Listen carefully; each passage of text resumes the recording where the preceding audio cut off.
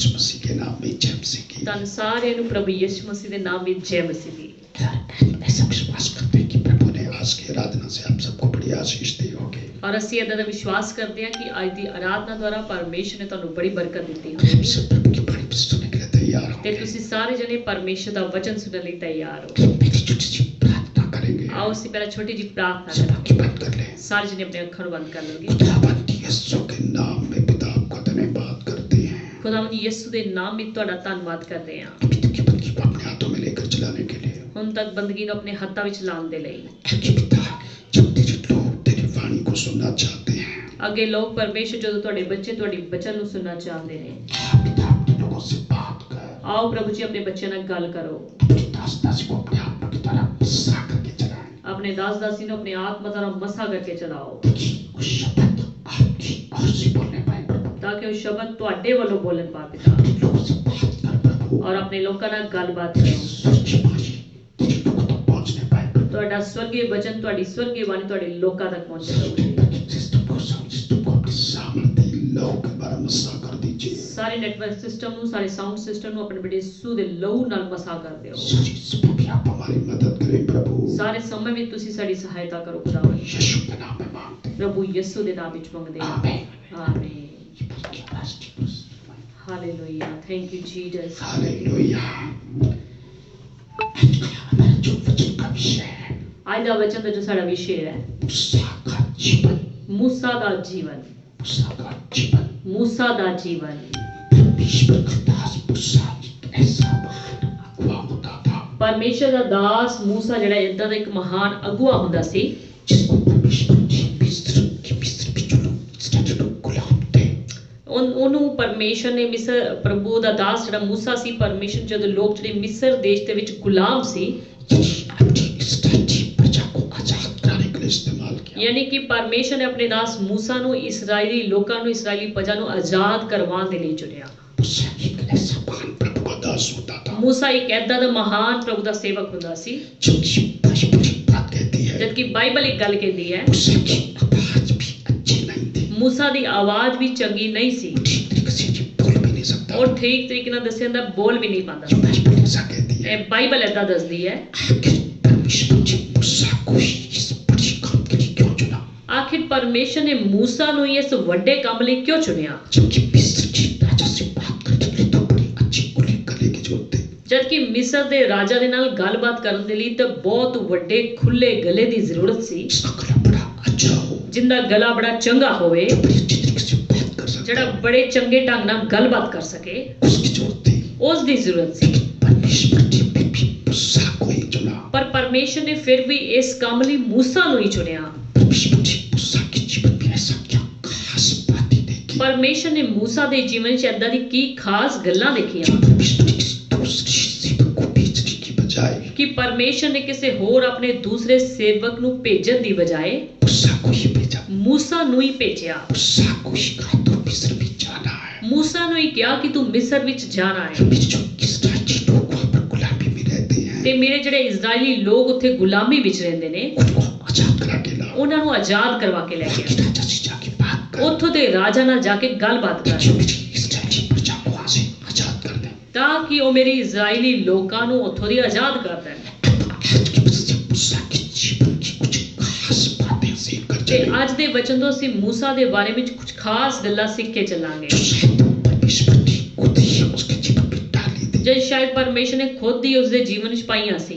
उन खास बातों को सीख कर चले। ਉਸ ਖਾਸ ਗੱਲਾਂ ਨੂੰ ਅੱਜ ਅਸੀਂ ਸਿੱਖ ਕੇ ਚੱਲਾਂਗੇ। ये बात सोच कर चलो ਨਹੀਂ ਤਾਂ ਇੱਕ ਗੱਲ ਸੋਚ ਕੇ ਦੇਖੋ कि परमेश्वर के पास और दास उस वक्त नहीं थे ਕਿ ਪਰਮੇਸ਼ਰ ਦੇ ਕੋਲ ਹੋਰ ਉਸ ਟਾਈਮ ਸੇਵਕ नहीं ਸੀ जिनको परमेश्वर इस कार्य में भेज सकता था। ਜਿਨ੍ਹਾਂ ਨੂੰ ਪਰਮੇਸ਼ਰ ਇਸ ਕੰਮ ਲਈ ਭੇਜ ਸਕਦਾ ਸੀ। परमेश्वर के पास तो बहुत से लोग थे। ਪਰਮੇਸ਼ਰ ਦੇ ਕੋਲ ਸਭ ਬਹੁਤ ਸਾਰੇ ਲੋਕ ਸੀ। परमेश्वर तो किसी को भी भेज सकता था। ਪਰਮੇਸ਼ਰ ਦਾ ਕਿਸੇ ਨੂੰ ਵੀ ਭੇਜ ਸਕਦਾ जिसका ਸੀ। गला बढ़िया था ਜਿੰਦਾ ਗਲਾ ਵਧੀਆ ਸੀ उसको भेज सकता था ਉਹਨੂੰ परमेश्वर। ਭੇਜ ਸਕਦਾ ਸੀ ਪਰਮੇਸ਼ਰ। परमेश्वर ने किसी और को क्यों नहीं चुना? ਪਰ ਪਰਮੇਸ਼ਰ ਨੇ ਕਿਸੇ ਹੋਰ ਨੂੰ ਕਿਉਂ ਨਹੀਂ ਚੁਣਿਆ? मूसा को ही क्यों चुना? मूसा ਨੂੰ ਹੀ ਕਿਉਂ ਚੁਣਿਆ? आज के वचन से हम ये सीख कर चले। ਅੱਜ ਦੇ ਵਚਨ ਤੋਂ ਅਸੀਂ ਇਹ ਸਿੱਖ ਕੇ ਚੱਲਾਂਗੇ। मैंने जितनी भी निर्गमन की चैप्टर में स्टडी की है ਮੈਂ ਜਿੰਨੇ ਵੀ ਨਿਰਗਮਨ ਦੇ ਚੈਪਟਰ 'ਚ ਸਟੱਡੀ ਕੀਤੀ ਹੈ 7 पॉइंटों को ऐसा छांटा है ਮੈਂ 7 ਪੁਆਇੰਟਾਂ ਨੂੰ ਏਦਾਂ ਦਾ ਛਾਂਟਿਆ ਹੈ जो कि मूसा के जीवन से संबंधित रहे। ਜਿਹੜੀ ਕਿ मूसा ਦੇ ਜੀਵਨ ਦੇ ਨਾਲ ਸੰਬੰਧਿਤ ਰਹੀਆਂ क्योंकि मूसा के जीवन में खास बातें परमेश्वर ने डाली थी। ਯਾਨੀ ਕਿ ਪਰਮੇਸ਼ਰ ਨੇ मूसा ਦੇ ਜੀਵਨ 7 ਵਿਸ਼ੇਸ਼ ਗੱਲਾਂ ਪਾਈਆਂ ਸੀ। उन 7 बातों को बताने से पहले मूसा के जीवन की छोटी सी हिस्ट्री बताता हूँ। ਉਹਨਾਂ 7 ਗੱਲਾਂ ਨੂੰ ਦੱਸਣ ਤੋਂ ਪਹਿਲਾਂ ਮੈਂ मूसा ਦੇ ਜੀਵਨ ਦੀ ਛੋਟੀ ਜਿਹੀ ਹਿਸਟਰੀ ਤੁਹਾਨੂੰ ਦੱਸਾਂਗਾ। मूसा का जन्म परमेश्वर का डर बाटी बाटी एक इब्री परिवार में हुआ था। मूसा ਦਾ ਜਿਹੜਾ ਜਨਮ ਹੋਇਆ ਸੀ ਉਹ ਪਰਮੇਸ਼ਰ ਦਾ ਡਰ ਮੰਨਣ ਵਾਲੇ ਇੱਕ ਇਬਰੀ ਪਰਿਵਾਰ ਦੇ ਵਿੱਚ ਹੋਇਆ ਸੀ वह बहुत सुंदर भी होता था। ਤੇ ਲਿਖਿਆ ਕਿ ਉਹ ਬੜਾ ਸੋਹਣਾ ਵੀ ਹੁੰਦਾ ਸੀ। यदि मूसा का जन्म हुआ तो मिस्र में था, ਯਾਨੀ ਕਿ मूसा ਦਾ ਜਨਮ ਤਾਂ ਹੋਇਆ ਸੀ ਮਿਸਰ ਦੇ ਵਿੱਚ ਹੀ, क्योंकि उस वक्त के राजा ने ये पाबंदी लगा रखी थी, ਪਰ ਉਸ ਸਮੇਂ ਦੇ ਰਾਜਾ ਨੇ ਪਾਬੰਦੀ ਲਗਾਈ ਹੋਈ ਸੀ क्योंकि इसराइली लोग बहुत बढ़ते जा रहे ਕਿਉਂਕਿ ਇਜ਼ਰਾਈਲੀ ਜਿਹੜੇ ਲੋਕ ਸੀ ਉਹ ਬਹੁਤ ਹੀ ਵੱਧਦੇ ਜਾ ਰਹੇ ਸੀ। थे। राजा जी दाइयों को कह रखा था, ਰਾਜਾ ਨੇ ਉੱਥੇ ਦੀ ਦਾਈਆਂ ਨੂੰ ਕਹਿ ਰੱਖਿਆ ਸੀ जब भी तुम इसराइली स्त्रियों को जन्म बच्चे के जन्म के समय देखो, ਕਿ ਜਦੋਂ ਵੀ ਤੁਸੀਂ ਜਿਹੜੇ ਕਿ ਉੱਥੇ ਔਰਤਾਂ ਨੂੰ स्त्रियों को ਇਜ਼ਰਾਈਲੀ ਔਰਤਾਂ ਨੂੰ ਜਦੋਂ ਕਿ ਬੱਚਾ ਜਨਮ ਕਰਦੇ ਹੋਏ ਦੇਖੋ, अगर तो उनके लड़का पैदा हो ਜੇ ਤਾਂ ਉਹਨਾਂ ਦੇ ਬੇਟਾ ਪੈਦਾ ਹੋਵੇ उसको उसी पर मार देना, ਕਿ ਉਹਨਾਂ ਨੂੰ ਉਸੇ ਸਮੇਂ ਮਾਰ ਦੇਣਾ, अगर लड़की पैदा हो ਜੇ ਕਿ ਲੜਕੀ ਪੈਦਾ ਹੋਵੇ उसको जीवित रखना। ਤਾਂ ਉਹਨੂੰ ਜਿੰਦੀ ਰੱਖਣਾ। So, उस वक्त इसराइली लोगों के घर बच्चा पैदा जब होता था, बेटा पैदा होता, उसको जब पाल के रखना बड़ा मुश्किल होता था। ਤੇ ਜਦੋਂ ਇਜ਼ਰਾਈਲੀ ਲੋਕਾਂ ਦੇ ਘਰ ਬੇਟਾ ਪੈਦਾ ਹੁੰਦਾ ਸੀ ਤੇ ਉਸ ਬੱਚੇ ਨੂੰ ਜਨਮ ਤੋਂ ਬਾਅਦ ਸੰਭਾਲਣਾ ਬੜਾ ਮੁਸ਼ਕਿਲ ਹੁੰਦਾ ਸੀ। So, पहले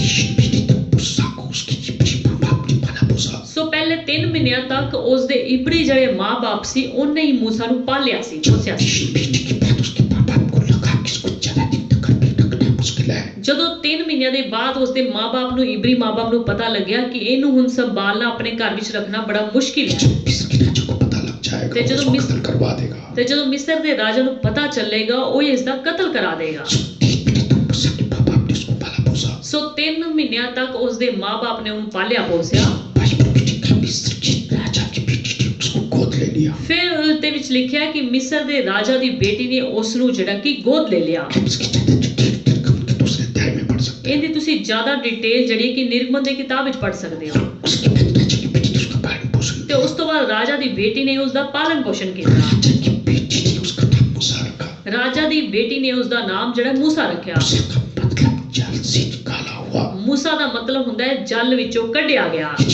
उस बेटी ने जो मिस्र के राजा की बेटी थी, उसने उसका नाम मूसा रखा। ਯਾਨੀ ਕਿ ਮਿਸਰ ਦੇ ਰਾਜਾ ਦੀ ਬੇਟੀ ਨੇ ਹੀ ਜਿਹਨੂੰ ਉਹਨੂੰ ਪਾਲਿਆ ਪੋਸਿਆ ਸੀ ਉਸ ਦਾ ਹੀ ਉਸ ਦਾ ਨਾਮ ਜਿਹੜਾ ਕਿ ਜਲ ਵਿੱਚੋਂ ਕੱਢਿਆ ਸੀ ਤੇ ਉਹਦਾ ਨਾਮ मूसा ਰੱਖਿਆ। उसके बाद लगभग 40 वर्षों तक मूसा का पालन पोषण किसी मिस्री महल में हुआ। ਉਸ ਤੋਂ ਬਾਅਦ 40 ਸਾਲਾਂ ਤੱਕ ਲਗਭਗ मूसा ਦਾ ਪਾਲਣ ਪੋਸ਼ਣ ਜਿਹੜਾ ਹੈ ਇਸੇ ਮਿਸਰੀ ਮਹਿਲ ਦੇ ਵਿੱਚ ਹੋਇਆ और उसे मिस्रियों को शिक्षा दी गई। ਤੇ ਉਹਨੂੰ ਮਿਸਰੀਆਂ ਵਾਲੀ ਸਿੱਖਿਆ ਦਿੱਤੀ ਗਈ।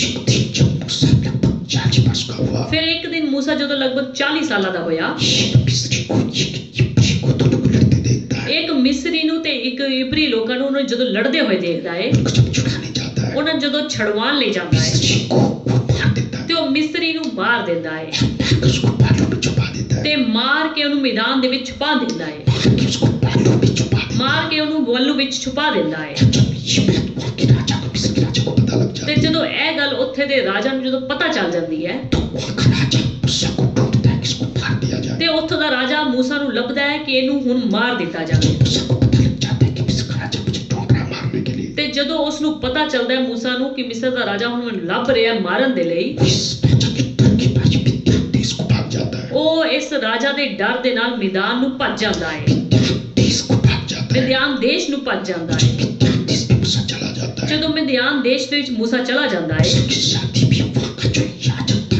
चित्र उसकी बेटी सिप्पोरा के साथ हो जाती है। मूसा ਦਾ ਵਿਆਹ ਵੀ ਉੱਥੇ ਦੇ ਜਿਹੜਾ ਯਾਜਕ ਸੀ ਉਸ ਦੀ ਬੇਟੀ ਸਿਪੋਰਾ ਦੇ ਨਾਲ ਹੋ ਜਾਂਦਾ ਹੈ। मूसा अपने ससुर के पास ही रहकर बकरियों को चराता है। ਤੇ मूसा ਆਪਣੇ ਸਸੁਰ ਦੇ ਘਰ ਵਿੱਚ ਹੀ ਰਹਿ ਕੇ ਉੱਥੋਂ ਦੀ ਭੇਡਾਂ ਨੂੰ ਚੜਾਉਂਦਾ ਹੈ वहीं पर मूसा के घर बेटा पैदा होता है। ਤੇ ਉੱਥੇ ਹੀ मूसा ਜਿਹੜਾ ਕਿ ਰਹਿ ਕੇ ਭੇਡਾਂ ਨੂੰ ਚਰਾਇਆ ਕਰਦਾ ਹੈ मूसा के घर बेटा ਤੇ पैदा होता मूसा है। ਦੇ ਘਰ ਇੱਕ ਬੇਟਾ ਪੈਦਾ ਹੁੰਦਾ ਹੈ। जब मूसा लगभग 80 वर्ष का हो जाता ਤੇ है, मूसा ਲਗਭਗ ਜਦੋਂ 80 ਸਾਲਾਂ ਦਾ ਹੋ ਜਾਂਦਾ ਹੈ, बेटी 40 वर्ष मूसा मिस्री महल में रहा। ਯਾਨੀ ਕਿ ਪਹਿਲੇ 40 ਸਾਲ ਤਾਂ मूसा ਜਿਹੜਾ ਇਬਰੀਆ ਉਹਦੇ ਵਿੱਚ ਰਿਹਾ, ਮਿਸਰੀ ਵਿੱਚ ਰਿਹਾ, लगभग मिस्री महल में 40 वर्ष तक रहा। ਲਗਭਗ ਮਿਸਰੀ ਮਹਿਲ ਦੇ ਵਿੱਚ ਉਹ 40 ਸਾਲਾਂ ਤੱਕ ਰਿਹਾ।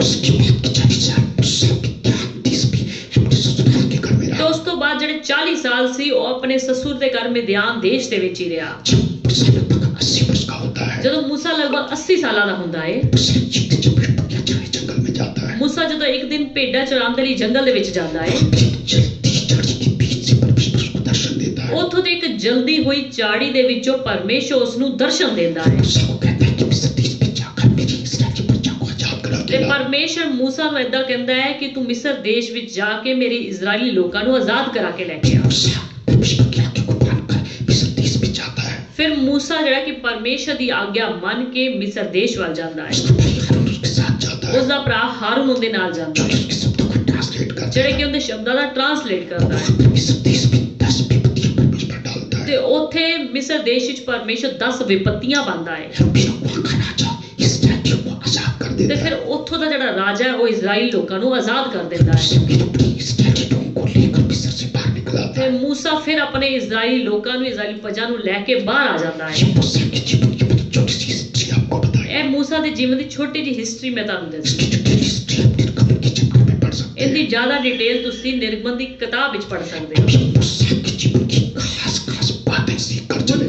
मूसा ਦੇ ਜੀਵਨ ਦੀ ਅਸੀਂ ਖਾਸ ਗੱਲਾਂ ਸਿੱਖ ਕੇ ਚੱਲਾਂਗੇ, स्टडी करके 7 पॉइंट निकाले हैं। ਜਿਹੜੇ ਮੈਂ ਸਟੱਡੀ ਕਰਕੇ 7 ਪੁਆਇੰਟ ਕੱਢੇ ਨੇ। मैं ऐसा विश्वास करता हूँ कि परमेश्वर ने मूसा के जीवन में ये बातें डाली हों। ਤੇ ਮੈਂ ਏਦਾਂ ਦਾ ਵਿਸ਼ਵਾਸ ਕਰਦਾ ਕਿ ਪਰਮੇਸ਼ਰ ਨੇ मूसा ਦੇ ਜੀਵਨ 'ਚ ਏਦਾਂ ਦੀ ਗੱਲਾਂ ਪਾਈਆਂ ਸੀ, क्योंकि परमेश्वर जिस किसी से विशेष काम लेना चाहता है, ਕਿਉਂਕਿ ਪਰਮੇਸ਼ਰ जिस ਕਿਸੇ ਇਨਸਾਨ ਤੋਂ ਵਿਸ਼ੇष ਕੰਮ ਲੈਣਾ ਚਾਹੁੰਦਾ ਹੈ उसके जीवन में कुछ विशेष बात भी डालता है। ਉਸ ਦੇ ਜੀਵਨ 'ਚ ਕੁਝ ਵਿਸ਼ੇष ਪੁਆਇੰਟ ਵੀ ਪਾਉਂਦਾ ਹੈ, उसके जीवन में कुछ विशेष बातें भी डालता है। ਯਾਨੀ ਕਿ ਉਹਦੇ ਜੀਵਨ 'ਚ ਕੁਝ ਵਿਸ਼ੇष ਪੁਆਇੰਟ ਕੁਝ ਗੱਲਾਂ ਵੀ ਪਾਉਂਦਾ ਹੈ। उसी तरीके से उस इंसान को परमेश्वर चलाता है। ਉਸੇ ਤਰੀਕੇ ਨਾਲ ਪਰਮੇਸ਼ਰ ਉਸ ਇਨਸਾਨ ਨੂੰ ਚਲਾਉਂਦਾ तो ਹੈ। ये मूसा के जीवन की 7 खास बातें मैं आपको बताकर चलूँ। मूसा ਦੇ ਜੀਵਨ ਦੀਆਂ 7 ਪੁਆਇੰਟ ਜਿਹੜੀ 7 ਖਾਸ ਗੱਲਾਂ ਮੈਂ ਤੁਹਾਨੂੰ ਦੱਸ ਕੇ ਚੱਲਾਂਗਾ। पहला खास पॉइंट मूसा के जीवन में क्या था? ਪਹਿਲਾ ਖਾਸ ਪੁਆਇंट मूसा ਦੇ ਜੀਵਨ 'ਚ ਕੀ ਹੁੰਦਾ ਸੀ? अपनी कौम के प्रति दुखों को समझता था। ਆਪਣੀ ਕੌਮ ਦੇ ਉੱਤੇ ਜਿਹੜੇ ਦੁੱਖ ਸੀ ਉਸ ਦੁੱਖਾਂ ਨੂੰ ਸਮਝਦਾ ਸੀ, ये मूसा ये महसूस करता था कि मेरे जो इब्री भाई मिस्र में रहते हैं, ਯਾਨੀ ਕਿ ਉਹ ਮਹਿਸੂਸ ਕਰਦਾ ਸੀ ਕਿ ਜਿਹੜੇ ਮੇਰੇ ਇਬਰੀ ਭਾਈ ਭੈਣ ਹੈ ਜਿਹੜੇ ਮਿਸਰ ਵਿੱਚ ਰਹਿੰਦੇ ਨੇ वो कितने दुख में रहते हैं। ਉਹ ਕਿੰਨੇ ਉੱਥੇ ਦੁੱਖ ਵਿੱਚ ਰਹਿੰਦੇ ਨੇ, उनके दुखों को समझता था। ਉਹ ਉਹਨਾਂ ਦੇ ਦੁੱਖਾਂ ਨੂੰ समझਦਾ ਸੀ। जब हम निर्गमन 2 अध्याय उसकी 11 से 15 आयत में पढ़े, ਜਦੋਂ ਅਸੀਂ ਨਿਰਗਮਨ 2 ਅਧਿਆਇ ਦੀ 11 ਆਇਤ ਤੋਂ ਲੈ ਕੇ ਪੜ੍ਹਦੇ ਹਾਂ, 11 से 15 आयत में पढ़े, 11 ਆਇਤ ਤੋਂ 15 ਆਇਤ ਤੱਕ ਦੇਖੋ, उसमें पता लगेगा कि मूसा किस तरीके से इब्री भाई के दुख को समझा। ਉਹਦੇ ਵਿੱਚ ਅਸੀਂ ਦੇਖਾਂਗੇ ਕਿ ਇਬਰੀ ਲੋਕਾਂ ਦੇ ਦੁੱਖਾਂ ਨੂੰ ਕਿਸ ਤਰੀਕੇ ਨਾਲ मूसा ਨੇ ਸਮਝਿਆ। उन दिनों में ऐसा हुआ कि जब मूसा जवान हुआ और बाहर अपने भाई बंधुओं के पास जाकर उनके दुखों पर दृष्टि करने लगा। जब मूसा जवान हुआ, देखो लिखा है कि ਜਦੋਂ मूसा जवान होया बाहर जाकर वो अपने इब्री भाइयों के दुखों को देखने लगा। ਬਾਹਰ ਜਾ ਕੇ ਉਹਨੇ ਆਪਣੇ ਇਬਰੀ ਭਰਾਵਾਂ ਦੇ ਦੁੱਖਾਂ ਨੂੰ ਦੇਖਿਆ। आगे पढ़िए जी, क्या हुआ? तब उसने देखा कि कोई मिस्री जन मेरे एक इब्री भाई को मार रहा है। देखिए मूसा ने क्या देखा बाहर देखो जाकर? मूसा ने ਕੀ ਦੇਖਿਆ ਬਾਹਰ ਜਾ ਕੇ? और ये मिस्री जब मेरे इब्री भाई को मार रहा है। ਕੋਈ ਮਿਸਰੀ ਜਿਹੜਾ ਮੇਰੇ ਇਬਰੀ ਭਰਾ ਨੂੰ ਮਾਰ ਰਿਹਾ ਹੈ। आगे क्या हुआ? जब उसने इधर उधर देखा कि कोई नहीं है, तब उस मिस्री को मार डाला और बालू में छिपा दिया। देखिए मूसा ने क्या किया? देखो मूसा ने ਇੱਥੇ ਕੀ ਕੀਤਾ? उस मिस्री पर मूसा को इतना गुस्सा आया, ਉਸ ਮਿਸਰੀ ਤੇ ਉੱਪਰ मूसा ਨੂੰ ਇੰਨਾ ਗੁੱਸਾ ਆ ਗਿਆ, जब उसने देखा इधर उधर मुझे कोई नहीं देख रहा, ਜਦੋਂ ਉਹਨੇ ਦੇਖਿਆ ਕਿ ਇੱਧਰ ਉੱਧਰ ਮੈਨੂੰ ਕੋਈ ਨਹੀਂ ਦੇਖ ਰਿਹਾ, उसने उस मिस्री को मार दिया, ਉਸਨੇ ਉਸ ਮਿਸਰੀ ਨੂੰ ਮਾਰ ਦਿੱਤਾ उसको रेत में छुपा ਤੇ दिया। ਉਹਨੂੰ ਰੇਤ ਦੇ ਵਿੱਚ ਛਿਪਾ ਦਿੱਤਾ। फिर दूसरे दिन बाहर जाकर उसने देखा कि 2 इब्री पुरुष आपस में मारपीट कर रहे हैं। उसने अपराधी से कहा, तू अपने भाई को क्यों मारता है? देखिए फिर अगले दिन क्या हुआ? ਫਿਰ ਅਗਲੇ ਦਿਨ ਕੀ ਹੋਇਆ? मूसा ने देखा बाहर जाके तो इब्री मेरे भाई आपस में लड़ रहे हैं। मूसा ने ਕੀ ਦੇਖਿਆ ਕਿ 2 ਇਬਰੀ ਭਰਾ ਆਪਸ ਵਿੱਚ ਹੀ ਲੜ ਰਹੇ ਨੇ। उसने दोनों को समझाया कि तुम क्यों लड़ रहे हो, उन्हें- ऐसा कर रहे हो। ਉਹਨੇ ਦੋਨਾਂ ਨੂੰ ਹੀ ਸਮਝਾਇਆ ਕਿ ਤੁਸੀਂ ਕਿਉਂ ਲੜ ਰਹੇ ਹੋ, ਆਪਸ ਵਿੱਚ ਮਾਰਪੀਟ ਕਿਉਂ ਕਰ ਰਹੇ ਹੋ। उसने कहा, किसने तुझे हम लोगों पर हाकिम और न्यायी ठहराया? लड़ने वाले लोगों ने क्या कहा? ਉਹਨਾਂ ਲੜਨੇ ਵਾਲੇ ਲੋਕਾਂ ਨੇ ਕੀ ਕਿਹਾ? इब्री तो आपस में लड़ रहे थे, उन्होंने क्या कहा? ਜਿਹੜੇ ਇਬਰੀ ਆਪਸ ਵਿੱਚ ਲੜ ਰਹੇ ਸੀ ਉਹਨਾਂ ਨੇ ਕੀ ਕਿਹਾ? मतलब तुझे किसने अपराधी ठहरा दिया? ਕਿ ਤੈਨੂੰ ਸਾਡੇ ਨਾਲ ਕੀ ਮਤਲਬ, ਤੈਨੂੰ ਕਿੰਨੇ ਸਾਡੇ ਉੱਤੇ ਹਾਕਮ ਠਹਿਰਾ ਦਿੱਤਾ। आगे क्या हुआ? जिस भांति तू ये मिस्री को घात किया, क्या उसी भांति तू मुझे भी घात करना चाहता है? देखिए मूसा जी को पहली वारदात को उस इब्री भाई ने प्रकट कर दिया। ਦੇਖੋ ਉਸ मूसा ਦੀ ਪਹਿਲੀ ਵਾਰਦਾਤ ਨੂੰ ਇਬਰੀ ਨੇ ਇੱਥੇ ਪ੍ਰਗਟ ਕੀਤਾ जिस तरीके से तूने कल मिस्री को मारकर उसको रेत में डुबा दिया था, ਕਿ ਜਿਸ ਤਰੀਕੇ ਨਾਲ ਤੂੰ ਮਿਸਰੀ ਨੂੰ ਮਾਰ ਕੇ ਉਹਨੂੰ ਰੇਤ ਵਿੱਚ ਛੁਪਾ ਦਿੱਤਾ, क्या तू आज भी ऐसा करना ਕਿ चाहता ਤੂੰ ਅੱਜ ਵੀ ਸਾਡੇ ਨਾਲ ਏਦਾਂ ਕਰਨਾ ਚਾਹੁੰਦਾ ਹੈ। तब मूसा यह सोचकर डर गया कि निश्चय बात खुल गई है। है? देखिए मूसा की जो मुसीबत की मुसीबत बातें सुने, देखो ਜਦੋਂ मूसा ने इब्री ਦੇ ਮੁਖੋਂ ਇਹ ਗੱਲ ਨੂੰ ਸੁਣਿਆ, तो सोचा जी वो तो मेरी जो बात थी, मैंने तो सोचा था मुझे कोई देख नहीं रहा। ਉਹਨੇ ਸੋਚਿਆ ਕਿ ਮੈਂ ਤਾਂ ਇੱਧਰ ਉੱਧਰ ਦੇਖਿਆ ਸੀ, ਮੈਨੂੰ ਤਾਂ ਕੋਈ ਦੇਖ ਨਹੀਂ ਰਿਹਾ ਸੀ। तब तक तो किसने देखा, ये तो बात खुल गई। ਤੇ ਇਹ ਤਾਂ ਬਾਤ ਦੇਖੋ ਇਹ ਖੁੱਲ ਗਈ ਹੈ तब से डर गया। ਤੇ मूसा ਜਿਹੜਾ ਹੈ डर गया। जब फिरौन ने यह बात सुनी तब मूसा को घात करने की युक्ति की। वहाँ के राजा के पास जब ये खबर पहुंची ਉੱਥੋਂ ਦੇ ਰਾਜਾ ਦੇ ਕੋਲ ਜਦੋਂ ਇਹ ਸਮਾਚਾਰ पहुंਚਿਆ कि मुझसे अच्छा ऐसी वारदात किया, ਕਿ मूसा ने ਏਦਾਂ ਦੀ ਵਾਰਦਾਤ ਕੀਤੀ ਹੈ, कि मुझसे अच्छा ऐसी वारदात ਕਿ किया, मूसा ने ਅੱਛਾ ਏਦਾਂ ਦੀ ਵਾਰਦਾਤ ਕੀਤੀ ਹੈ। वहाँ का मिस्र का राजा मुझसे को मारने के लिए चल पड़ा। ਤੇ ਉੱਥੋਂ ਦਾ ਰਾਜਾ ਜਿਹੜਾ ਹੈ मूसा ਨੂੰ ਮਾਰਨ ਦੇ ਲਈ ਚੱਲ ਪਿਆ। तब मूसा फिरौन के सामने से भागा और मिद्यान देश में जाकर रहने लगा। मुझसे डर गया।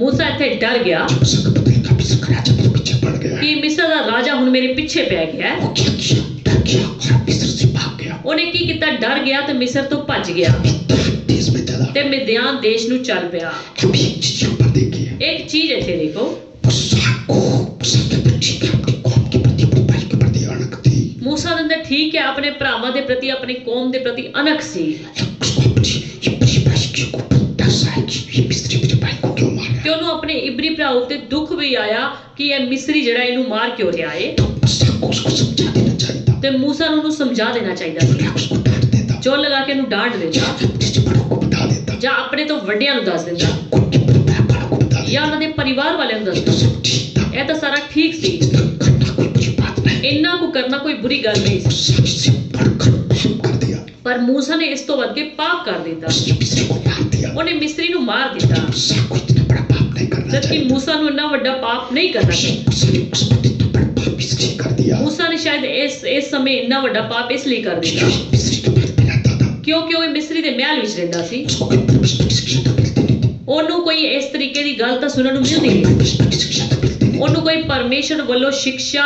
ਜਾਂ ਗਾਈਡੈਂਸ ਤਾਂ मिलਦੀ नहीं ਸੀ। उसको बस मिस्री की जैसी शिक्षा थी वो शिक्षा मिलती थी। ਜਿਵੇਂ ਮਿਸਰ ਦੀ ਸਿੱਖਿਆ ਹੁੰਦੀ ਸੀ ਉਸੇ ਢੰਗ ਨਾਲ ਮਿਲਦੀ ਸੀ। इसलिए उसके अंदर शायद खुदा का डर नहीं हो। ਸੋ ਸ਼ਾਇਦ ਇਸ ਸਮੇਂ ਉਸ ਦੇ ਅੰਦਰ ਖੁਦਾਵੰਦ ਦਾ ਡਰ ਨਹੀਂ ਹੋਵੇਗਾ। ये घटना ये बात दर्शाती है ਸੋ ਇਹ ਘਟਨਾ ਇੱਕ ਗੱਲ ਨੂੰ ਦਰਸਾਉਂਦੀ ਹੈ मूसा के अंदर अपने भाइयों के प्रति अड़क तो थी, ਕਿ मूसा ਦੇ ਅੰਦਰ ਆਪਣੇ ਭਰਾਵਾਂ ਦੇ ਪ੍ਰਤੀ ਆਪਣੀ ਕੌਮ ਦੇ ਪ੍ਰਤੀ ਅਣਖਤਾ ਸੀ। उसके अंदर दर्द भी उठता था, ਉਹਨਾਂ ਦੇ ਅੰਦਰ ਇੱਕ ਦਰਦ ਵੀ ਹੁੰਦਾ ਸੀ, उसके अंदर दुख भी उठता था। ਉਸ ਦੇ ਅੰਦਰ ਦੁੱਖ ਵੀ ਹੁੰਦਾ ਸੀ, वो अपने भाइयों के दुख दर्द को समझता था। ਯਾਨੀ ਕਿ ਉਹ ਆਪਣੇ ਭਰਾਵਾਂ ਦੇ ਦੁੱਖ ਦਰਦ ਨੂੰ ਸਮਝਦਾ भी ਸੀ। उसको पता लग जाता मेरे भाई को कि मिस्री मार रहा है, ਜਦੋਂ ਵੀ ਉਹਨੂੰ ਪਤਾ ਚੱਲ ਜਾਂਦਾ ਕਿ ਮੇਰੇ ਇਬਰੀ ਭਰਾ ਨੂੰ ਕੋਈ ਛੇੜ ਰਿਹਾ ਹੈ, ਕੋਈ ਗਲਤ ਕੰਮ ਕਰ ਰਿਹਾ ਹੈ, अत्याचार को सहन नहीं कर पा ਉਸ ਅਤਿਆਚਾਰ ਨੂੰ ਸਹਿਨ ਨਹੀਂ ਕਰ ਪਾਉਂਦਾ। शायद इसकी जोश भी आकर उसने इतना बड़ा पाप कर ਸੋ दिया। ਸ਼ਾਇਦ ਇਸ ਲਈ ਜੋਸ਼ ਵਿੱਚ ਆ ਕੇ ਉਹਨੇ ਇਹ ਕੰਮ ਕਰ ਦਿੱਤਾ परमेश्वर की नजरों में भी शायद ये उचित नहीं था। ਤੇ ਪਰਮੇਸ਼ਰ ਦੀ ਨਜ਼ਰਾਂ ਵਿੱਚ ਸ਼ਾਇਦ ਉਹ ਉਚਿਤ ਨਹੀਂ ਸੀ। ये बात तो पक्का है कि मूसा के परमेश्वर अपनी जाति भाइयों के प्रति अड़क थे। ਪਰ ਇੱਕ ਗੱਲ ਤਾਂ ਪੱਕੀ ਹੈ ਕਿ मूसा ਦੇ मन ਵਿੱਚ ਆਪਣੇ ਜਾਤੀ ਭਰਾਵਾਂ ਦੇ ਪ੍ਰਤੀ ਅਣਖ ਸੀ, अपने भाइयों की दुख को समझता था। ਯਾਨੀ ਕਿ ਆਪਣੇ ਭਰਾਵਾਂ ਦੇ ਦੁੱਖ ਨੂੰ ਉਹ ਸਮਝਦਾ ਸੀ। इस सब शिक्षा क्या मिलती है? ਇਹਦੇ ਤੋਂ ਸਾਨੂੰ ਸਿੱਖਿਆ ਕੀ ਮਿਲਦੀ? मूसा के अंदर ये खूबी थी तो हमको क्या सीखना चाहिए? मूसा ਦੇ ਅੰਦਰ ਇੱਕ ਖੂਬੀ ਸੀ ਤੇ ਸਾਨੂੰ ਕੀ ਸਿੱਖਣਾ ਚਾਹੀਦਾ? परमेश्वर के लोगों को आपस में एक दूसरे के दुखों में साथ देना चाहिए। ਸਾਨੂੰ ਪਰਮੇਸ਼ਰ ਦੇ ਲੋਕਾਂ ਨੂੰ ਆਪਸ ਵਿੱਚ ਇੱਕ ਦੂਸਰੇ ਦੇ ਦੁੱਖਾਂ ਨੂੰ ਦੇਖ ਕੇ ਉਹਨਾਂ ਦੇ ਵਿੱਚ ਸਾਥ ਦੇਣਾ ਚਾਹੀਦਾ, दूसरे के दुख को समझना चाहिए, ਇੱਕ ਦੂਸਰੇ ਦੇ ਦੁੱਖ ਨੂੰ ਸਮਝਣਾ ਚਾਹੀਦਾ, दूसरे की मदद करनी ਇੱਕ चाहिए, ਦੂਸਰੇ ਦੀ ਸਹਾਇਤਾ ਕਰਨੀ ਚਾਹੀਦੀ, वचन भी रह करके। ਪਰ ਵਚਨ ਵਿੱਚ ਰਹਿ ਕੇ। अगर वचन को तोड़कर दूसरों की मदद करते ਜੇਕਰ ਤੁਸੀਂ ਵਚਨ ਨੂੰ ਤੋੜ ਕੇ ਦੂਸਰੇ ਦੀ ਸਹਾਇਤਾ ਕਰੋ परमेश्वर को अच्छा नहीं लगेगा। ਤਾਂ ਪਰਮੇਸ਼ਰ ਨੂੰ ਚੰਗਾ ਨਹੀਂ ਲੱਗੇਗਾ परमेश्वर आपसे गुस्सा होगा, ਤੇ ਪਰਮੇਸ਼ਰ ਤੁਹਾਡੇ ਤੋਂ ਗੁੱਸਾ ਹੋਵੇਗਾ परमेश्वर आपका साथ नहीं ਤੇ देगा, ਪਰਮੇਸ਼ਰ ਤੁਹਾਡਾ ਸਾਥ ਨਹੀਂ परमेश्वर ਦੇਵੇਗਾ, आपके साथ नहीं खड़ा होगा। ਪਰਮੇਸ਼ਰ ਤੁਹਾਡੇ ਨਾਲ ਖੜਾ ਨਹੀਂ ਹੋਵੇਗਾ। अच्छी मस्जिदों के प्रति एक दूसरे के प्रति भी प्रेम तो करना चाहिए, ਹਾਂ ਆਪਣਿਆਂ ਦੇ ਪ੍ਰਤੀ ਮਸੀਹ ਲੋਕਾਂ ਦੇ ਪ੍ਰਤੀ ਪ੍ਰੇਮ ਤਾਂ ਰੱਖਣਾ ਚਾਹੀਦਾ ਹੈ, दूसरे के दुख दर्द को समझना ਇੱਕ चाहिए, ਦੂਸਰੇ ਦੇ ਦੁੱਖ ਦਰਦ ਨੂੰ ਸਮਝਣਾ ਚਾਹੀਦਾ ਹੈ, वचन में रहकर उनकी मदद करो। ਪਰ ਵਚਨ ਵਿੱਚ ਰਹਿ ਕੇ ਉਹਨਾਂ ਦੀ ਮਦਦ ਕਰੋ। कई लोग मस्जिद नेता भी ऐसे होते हैं, ऐसे लोग भी ऐसे होते हैं ਕਈ ਮਸੀਹ ਨੇਤਾ ਵੀ ਕਈ ਲੋਕ ਵੀ ਇਦਾਂ ਦੇ ਹੁੰਦੇ जो कि वचन को टूटे कुछ भी हो जाए लेकिन एक दूसरे की मदद करते हैं। वो ਜਿਹੜੇ ਵਚਨ ਚਾਹੇ ਟੁੱਟੇ ਚਾਹੇ ਕੁਝ ਵੀ ਹੋਵੇ ਉਹ ਦੂਸਰੇ ਦੀ ਮਦਦ ਕਰਦੇ ਨੇ। उस प्रकार की मदद करने का कोई फायदा नहीं। ਉਸ ਤਰੀਕੇ ਦੀ ਸਹਾਇਤਾ ਕਰਨ ਦਾ ਕੋਈ ਫਾਇਦਾ ਨਹੀਂ। पहला कुरिन्थियों 10 की 24 में क्या लिखा है? ਪਹਿਲਾ ਗ੍ਰੰਥਿਓ 10 ਅਧਿਆਇ ਦੀ 24 ਆਇਤ ਦੇਖੋ ਕੀ ਲਿਖਿਆ ਹੈ। कोई अपनी ही भलाई न ढूंढे वरन औरों की। हालेलुया। कोई केवल अपनी बुराई ना ढूंढे, ਕੋਈ ਸਿਰਫ ਆਪਣੀ ਭਲਾਈ ਨੂੰ ਨਾ ਲੱਭੇ दूसरों की भलाई। ਪਰ ਦੂਸਰਿਆਂ ਦੀ ਭਲਾਈ ਨੂੰ। परमेश्वर ने चुना, आप परमेश्वर को प्रेम करते हो, ਤੁਹਾਨੂੰ ਪਰਮੇਸ਼ਰ ਨੇ ਭਲਾਈ ਲਈ ਚੁਣਿਆ, ਤੁਸੀਂ ਪਰਮੇਸ਼ਰ ਨੂੰ ਪ੍ਰੇਮ ਕਰਦੇ ਹੋ, दूसरों की भलाई में सोचा करो, ਤੁਸੀਂ ਦੂਸਰਿਆਂ ਦੀ ਭਲਾਈ ਲਈ ਸੋਚਿਆ दूसरों के दुख दर्द को समझा करो। ਦੂਸਰਿਆਂ ਦੇ ਦੁੱਖ ਦਰਦ ਨੂੰ ਸਮਝਿਆ ਕਰੋ। मूसा समझता था, ਜਿਵੇਂ मूसा ਸਮਝਦਾ ਸੀ, परमेश्वर ने उसकी सोच को उसके विचारों को देखा ਪਰਮੇਸ਼ਰ ਨੇ ਦੀ ਸੋਚ ਨੂੰ ਤੇ ਵਿਚਾਰਾਂ ਨੂੰ ਦੇਖਿਆ। मूसा के अंदर पहले गुण था, ਇਹ ਤਾਂ मूसा ਦੇ ਅੰਦਰ ਪਹਿਲਾ ਗੁਣ मूसा ਸੀ। के अंदर दूसरी खास बात क्या थी? मूसा ਦੇ ਅੰਦਰ ਦੂਸਰੀ ਖਾਸ ਗੱਲ ਕੀ ਸੀ? मूसा सहायता करता था, मूसा ਜਿਹੜਾ ਕਿ ਮਦਦ ਕਰਦਾ ਸੀ, सहायता करने वाला इंसान। ਯਾਨੀ ਕਿ ਉਹ ਦੂਸਰਿਆਂ ਦੀ ਮਦਦ ਕਰਨ ਵਾਲਾ ਇਨਸਾਨ ਸੀ। मूसा बड़ा दलेर होता था, मूसा बड़ा दलेर ਹੁੰਦਾ बड़ा ਸੀ, साहसी होता बड़ा था। ਸਾਹਸੀ ਹੁੰਦਾ ਸੀ जब वो किसी की सहायता करता था निस्वार्थी मन से ਤੇ करता था, ਜਦੋਂ ਕਿਸੇ ਦੀ ਮਦਦ ਕਰਦਾ ਸੀ ਨਿਸਵਾਰਥ ਮਨ ਦੇ ਨਾਲ किसी ਕਰਦਾ की ਸੀ। स्वार्थ रखते हुए मदद करता था। ਐਦਾਂ ਨਹੀਂ ਕਿ ਕਿਸੇ ਨਾਲ ਸਵਾਰਥ ਰੱਖਦੇ ਹੋਏ ਮਦਦ जब ਕਰਦਾ तुम ਸੀ। स्वार्थ रख के किसी की मदद करते हो, ਜਦੋਂ ਅਸੀਂ ਸਵਾਰਥ ਰੱਖ ਕੇ ਕਿਸੇ ਦੀ ਮਦਦ ਕਰਦੇ ਹਾਂ, परमेश्वर को अच्छा नहीं लगता। ਇਹ ਪਰਮੇਸ਼ਰ ਨੂੰ ਚੰਗਾ ਨਹੀਂ ਲੱਗਦਾ। परमेश्वर जी मूसा को चुना था, मूसा को परमेश्वर तैयार कर रहा था। ਤੇ ਪਰਮੇਸ਼ਰ ਨੇ मूसा ਨੂੰ ਚੁਣਿਆ ਸੀ, ਪਰਮੇਸ਼ਰ मूसा ਨੂੰ ਤਿਆਰ ਕਰ ਰਿਹਾ उसके ਸੀ। जीवन में एक सहायता करने वाला दिल दिया था उसको। ਉਸਦੇ ਜੀਵਨ 'ਚ ਇੱਕ ਮਦਦ ਕਰਨ ਵਾਲਾ ਦਿਲ ਦਿੱਤਾ ਸੀ। परमेश्वर मदद करने वाला दिल उन्हीं को देता है ਪਰਮੇਸ਼ਰ ਸਹਾਇਤਾ ਕਰਨ ਵਾਲਾ ਦਿਲ ਉਹਨਾਂ ਨੂੰ ਦਿੰਦਾ ਹੈ जिनके जीवन का दर्शन बड़ा होता है। ਜਿਨ੍ਹਾਂ ਦੇ ਜੀਵਨ ਦਾ ਦਰਸ਼ਨ ਵੱਡਾ ਹੁੰਦਾ ਹੈ। बिना उसकी मदद की कोई सहायता कर भी नहीं सकता। ਬਿਨਾਂ ਉਸਦੀ ਮਦਦ ਦੇ ਕੋਈ ਇੱਕ ਦੂਸਰੇ ਦੀ ਮਦਦ ਕਰ ਨਹੀਂ ਸਕਦਾ। निर्गमन 2 उसके 15 से पढ़े। ਜਦੋਂ ਅਸੀਂ ਨਿਰਗਮਨ 2 ਅਧਿਆय ਦੀ 15 ਆयत ਤੋਂ पढ़िए, जब फिरौन ने यह बात सुनी तब मूसा को घात करने की युक्ति की।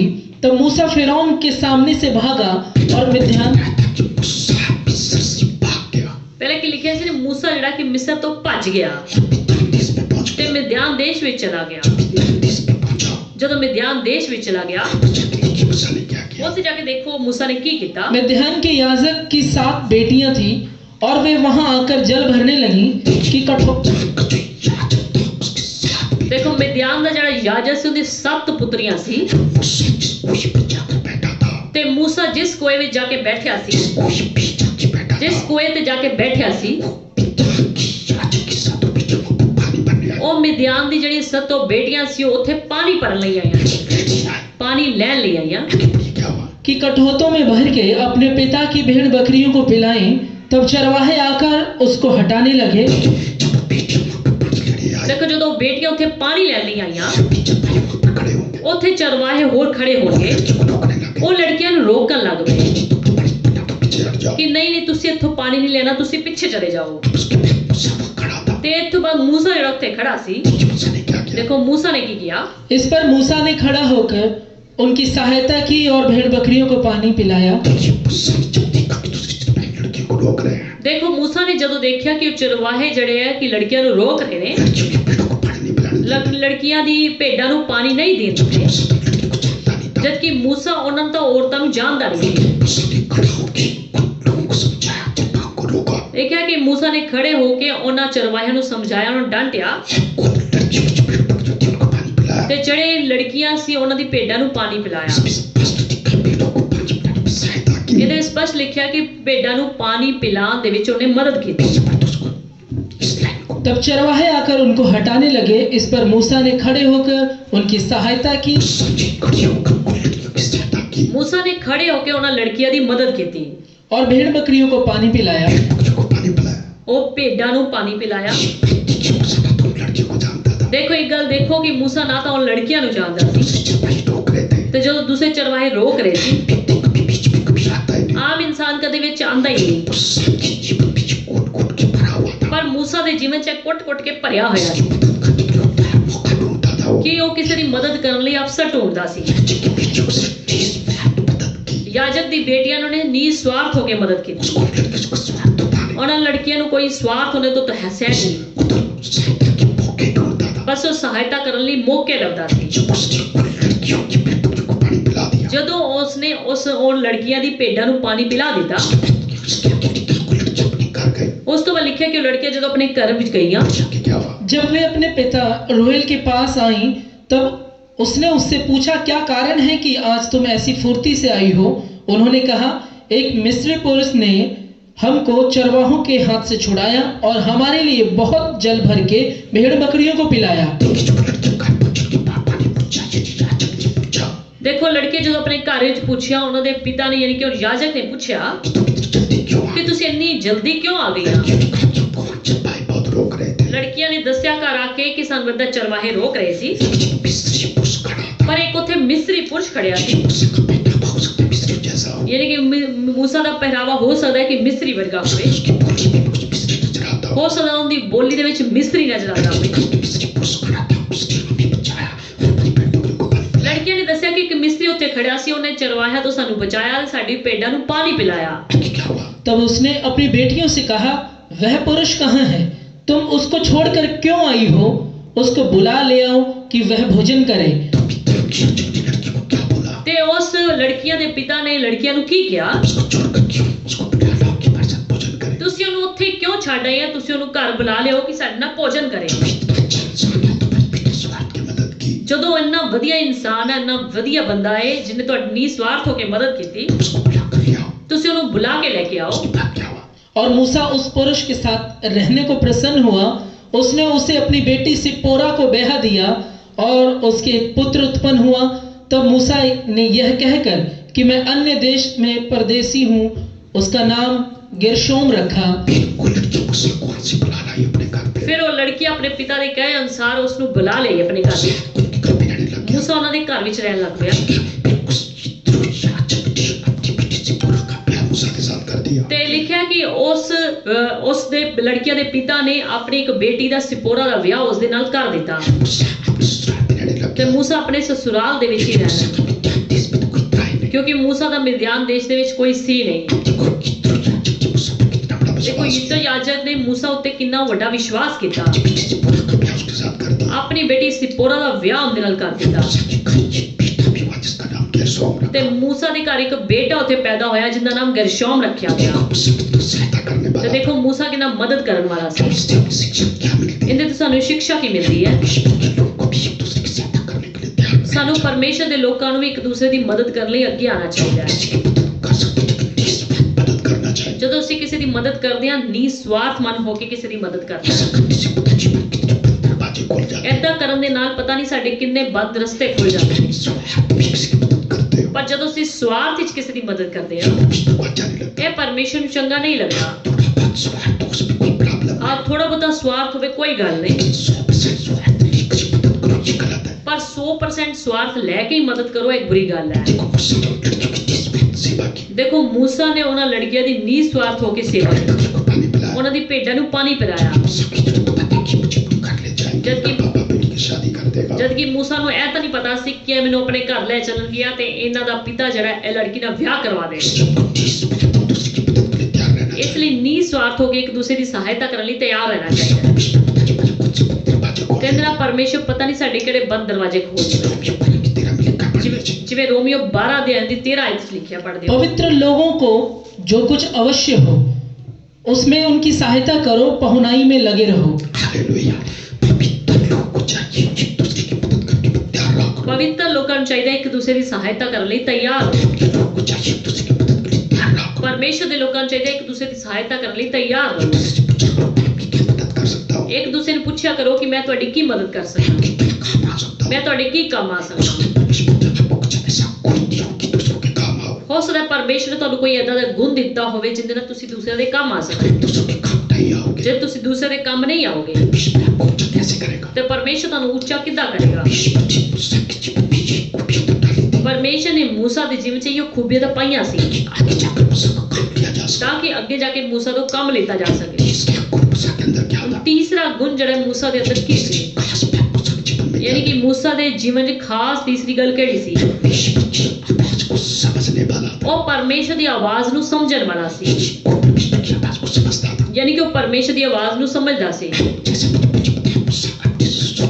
याजक जो थे इत्रो के घर में रहा करता था। ਯਾਨੀ ਕਿ ਮੈਂ ਜਿਵੇਂ ਪਹਿਲਾਂ ਹੀ ਤੁਹਾਨੂੰ ਦੱਸਿਆ ਕਿ ਮੂਸਾ ਜਿਹੜਾ ਸੀ ਕਿ ਆਪਣੇ ਸਸੁਰ ਦੇ ਘਰ ਯਿਤਰੋ ਦੇ ਘਰ ਵਿੱਚ 40 ਸਾਲ ਤੱਕ ਰਿਹਾ, 40 वर्ष तक रहा। ਲਗਭਗ 40 ਸਾਲ ਤੱਕ ਉੱਥੇ ਰਿਹਾ। ससुर जो याजक थे उसके घर में रहकर परमेश्वर के डर में रहना सीख गया। ਤੇ ਉਹ ਜਦੋਂ ਪਰਮੇਸ਼ਰ ਦਾ ਡਰ ਮੰਨਣ ਵਾਲੇ ਸੀ ਤੇ ਉਹਨਾਂ ਦੇ ਘਰ ਵਿੱਚ ਉਸ ਨੇ ਵੀ ਪਰਮੇਸ਼ਰ ਦਾ ਡਰ ਮੰਨਣਾ ਸਿੱਖ ਲਿਆ। जिसके घर में रहोगे जैसी शक्ति मिलेगी वैसे बन जाओगे। ਤੁਸੀਂ जिस ਘਰ ਵਿੱਚ ਰਹੋगे ਜਿਵੇਂ ਦੀ ਸੰਗਤੀ ਤੁਹਾਨੂੰ ਮਿਲੇਗੀ ਉਦਾਂ ਦੀ ਤੁਸੀਂ ਬਣ ਜਾਓਗੇ। मूसा ये याजक के घर में रहता था। उनका जब इब्राहिम की बेटी का पति था तो उसी प्रकार की शक्ति उसके जीवन में थी। ਮੂਸਾ याजक ਦੇ ਘਰ ਵਿੱਚ ਰਹਿੰਦਾ ਸੀ, ਯਾਨੀ ਕਿ ਪਰਮੇਸ਼ਰ ਦੇ ਡਰ ਮੰਨਣ ਵਾਲਿਆਂ ਦੇ ਘਰ ਵਿੱਚ ਰਹਿੰਦਾ ਸੀ, ਉੱਥੇ ਦਾ ਜਵਾਈ ਸੀ ਤੇ ਉੱਥੇ ਰਹਿ ਕੇ ਉਹ ਪਰਮੇਸ਼ਰ ਦਾ ਡਰ ਮੰਨਣਾ ਸਿੱਖ ਗਿਆ। उसको परमेश्वर की आवाज को भी समझ गया था। ਸੋ ਪਰਮੇਸ਼ਰ ਦੀ ਆਵਾਜ਼ ਨੂੰ ਵੀ ਸਮਝ ਗਿਆ, उसको पता लगता था परमेश्वर किस तरीके से बोलता है, परमेश्वर की आवाज कैसे समझी जा सकती ਯਾਨੀ ਕਿ ਉਹ ਸਮਝ ਗਿਆ ਸੀ, ਸਿੱਖ ਗਿਆ ਸੀ ਕਿ ਪਰਮੇਸ਼ਰ ਕਿਸ ਤਰੀਕੇ ਨਾਲ ਬੋਲਦਾ ਹੈ, ਕਿਸ ਤਰੀਕੇ ਨਾਲ ਗੱਲਬਾਤ ਕਰਦਾ ਹੈ। है। यहाँ पर 3 अध्याय में पढ़ेंगे लेकिन परमेश्वर कैसे उससे बात करता है, कैसे समझता है वो। ਦੇਖੋ ਅਸੀਂ ਸਿੱਖਾਂਗੇ मूसा ਦੇ ਨਿਰਗਮਨ ਦੀ ਕਿਤਾਬ 3 ਅਧਿਆਇ ਦੀ ਪਹਿਲੀ ਆਇਤ ਤੋਂ ਕਿ मूसा परमेश्वर ਦੀ ਆਵਾਜ਼ ਨੂੰ ਕਿਸ ਤਰੀਕੇ ਨਾਲ ਸਮਝਦਾ ਹੈ, ਕਿਸ ਤਰੀਕੇ ਨਾਲ ਡਰ ਮੰਨਣ ਵਾਲਾ ਬਣ ਜਾਂਦਾ ਹੈ। मूसा अपने ससुर यित्रो नाम मध्याह्न के याजक की भेड़ बकरियों को चराता था और वह उन्हें जंगल की परली ओर होरेब नाम पर्वत के पास ले गया। देखिए मूसा क्या करता था अपने ससुर के घर। ਦੇਖੋ मूसा ਕੀ ਕਰਦਾ ਸੀ ਆਪਣੇ ससुर ਦੇ ਘਰ। ससुर की भेड़ बकरियों को चराने गया। ससुर ਦੀ ਭੇਡਾਂ ਨੂੰ ਚਰਾਉਂਦਾ ਸੀ, जो कुछ उसको काम मिला वो कर लेता था। ਯਾਨੀ ਕਿ ਜੋ ਕੁਝ ਉਹਨੂੰ ਕੰਮ ਮਿਲਿਆ ਉਹ ਕਰ ਲੈਂਦਾ ਸੀ। कुछ भी भेड़ बकरियों को चराने गया। ਇੱਕ ਵਾਰੀ ਉਹ ਜੰਗਲ ਵਿੱਚ ਭੇਡਾਂ ਨੂੰ ਚਰਾਉਣ ਲਈ ਗਿਆ आगे और परमेश्वर के दूत ने एक कटीली फाड़ी के बीच झाड़ी के बीच आग की लौ में उसको दर्शन दिया। परमेश्वर के दूत जी वहाँ पे झाड़ी के बीच भी उसको दर्शन दिया। मूसा को दर्शन ਇੱਕ ਪਰਮੇਸ਼ਰ ਦੇ ਦੂਤ ਨੇ ਕਟੀਲੀ ਝਾੜੀ ਦੇ ਵਿੱਚ ਜਿਹੜੇ ਕਿ मूसा ਨੂੰ ਦਰਸ਼ਨ ਦਿੱਤਾ और उसने दृष्टि उठाकर देखा कि झाड़ी जल रही है पर भस्म नहीं होती। मूसा ने जो उस झाड़ी को देखा कि झाड़ी जल तो रही है ਦੇਖੋ मूसा ਨੇ ਜਦੋਂ ਉਸ ਝਾੜੀ ਵੱਲ ਦੇਖਿਆ ਕਿ ਝਾੜੀ ਜਲ ਤਾਂ ਰਹੀ ਹੈ भस्म नहीं हो रही। पर भस्म नहीं हो रही। आगे क्या हुआ। तब मूसा ने सोचा मैं उधर फिर के इस बड़े अचंभे को देखूंगा कि वह झाड़ी क्यों नहीं जल जाती। मूसा ने तब देखा कि झाड़ी जल तो रही है लेकिन भस्म क्यों नहीं हो जाती। तो मूसा ने ਜਦੋਂ ਦੇਖਿਆ ਕਿ ਝਾੜੀ ਜਲ ਤਾਂ ਰਹੀ ਹੈ ਪਰ ਨਸ਼ਟ ਕਿਉਂ ਨਹੀਂ ਹੋ ਰਹੀ, ਭਸਮ ਕਿਉਂ ਨਹੀਂ ਹੋ ਰਹੀ, मैं पीछे मुड़कर देखूंगा। ਇਸ ਲਈ मैं ਉਸ ਨੂੰ ਚੰਗੇ ढंग ਨਾਲ ਦੇਖੂंगा। जब यहोवा ने देखा कि मूसा देखने को मुड़ चला आता है तब परमेश्वर ने झाड़ी के बीच से उसे पुकारा कि हे मूसा। देखिए जब परमेश्वर ने देखा परमेश्वर वहाँ मौजूद था। ਤੇ ਪਰਮੇਸ਼ਰ ਤਾਂ ਉਸ ਜਗ੍ਹਾ ਤੇ ਮੌਜੂਦ ਸੀ। परमेश्वर ने जब देखा कि मूसा मुड़कर झाड़ी के बीच में आग को देखने आ रहा है ਪਰਮੇਸ਼ਰ ਨੇ ਜਦੋਂ मूसा ਵੱਲ ਦੇਖਿਆ ਕਿ ਉਹ ਮੁੜ ਕੇ ਇਸ ਝਾੜੀ ਨੂੰ ਦੇਖਣ ਲਈ ਆ ਰਿਹਾ ਹੈ तब परमेश्वर ने मूसा को आवाज दी। ਤਦ ਪਰਮੇਸ਼ਰ ਨੇ ਝਾੜੀ ਦੇ ਵਿੱਚੋਂ मूसा ਨੂੰ ਆਵਾਜ਼ ਦਿੱਤੀ। क्या आवाज दी। ਕੀ ਆਵਾਜ਼ ਦਿੱਤੀ? हे मूसा, हे मूसा। देखिए परमेश्वर ने मूसा को उसी नाम से पुकारा जो उसका नाम रखा गया था। ਦੇਖੋ ਪਰਮੇਸ਼ਰ ਨੇ मूसा ਨੂੰ ਉਸੇ ਆਵਾਜ਼ ਨਾਲ ਪੁਕਾਰਿਆ ਜਿਹੜਾ ਉਹਦਾ ਨਾਮ ਰੱਖਿਆ ਗਿਆ ਸੀ। देखिए परमेश्वर ने किसी और नाम से नहीं पुकारा। ਯਾਨੀ ਕਿ ਪਰਮੇਸ਼ਰ ਨੇ ਕਿਸੇ ਹੋਰ ਨਾਮ ਤੋਂ ਨਹੀਂ ਪੁਕਾਰਿਆ। जिस नाम को रख दिया परमेश्वर सब जानता है। ਸੋ ਸਾਡੇ ਮਾਪੇ ਜਿਸ ਨਾਮ ਨੂੰ ਸਾਡੇ ਲਈ ਰੱਖ ਦਿੰਦੇ ਨੇ ਉਹ ਪਰਮੇਸ਼ਰ ਸਾਡੇ ਨਾਮਾਂ ਨੂੰ ਜਾਣਦਾ ਹੈ। परमेश्वर ने मूसा को उसी नाम से पुकारा जो उसका नाम था। ਪਰਮੇਸ਼ਰ ਨੇ मूसा ਨੂੰ ਉਸੇ ਨਾਮ ਤੋਂ ਸੱਦਿਆ ਜਿਹੜਾ ਉਹਦਾ ਨਾਮ ਰੱਖਿਆ ਗਿਆ ਸੀ। इसे पढ़ दीजिए। जब यहोवा ने देखा कि मूसा देखने को मुड़ चला आता है तब परमेश्वर ने झाड़ी के बीच से उसे पुकारा कि हे मूसा, हे मूसा।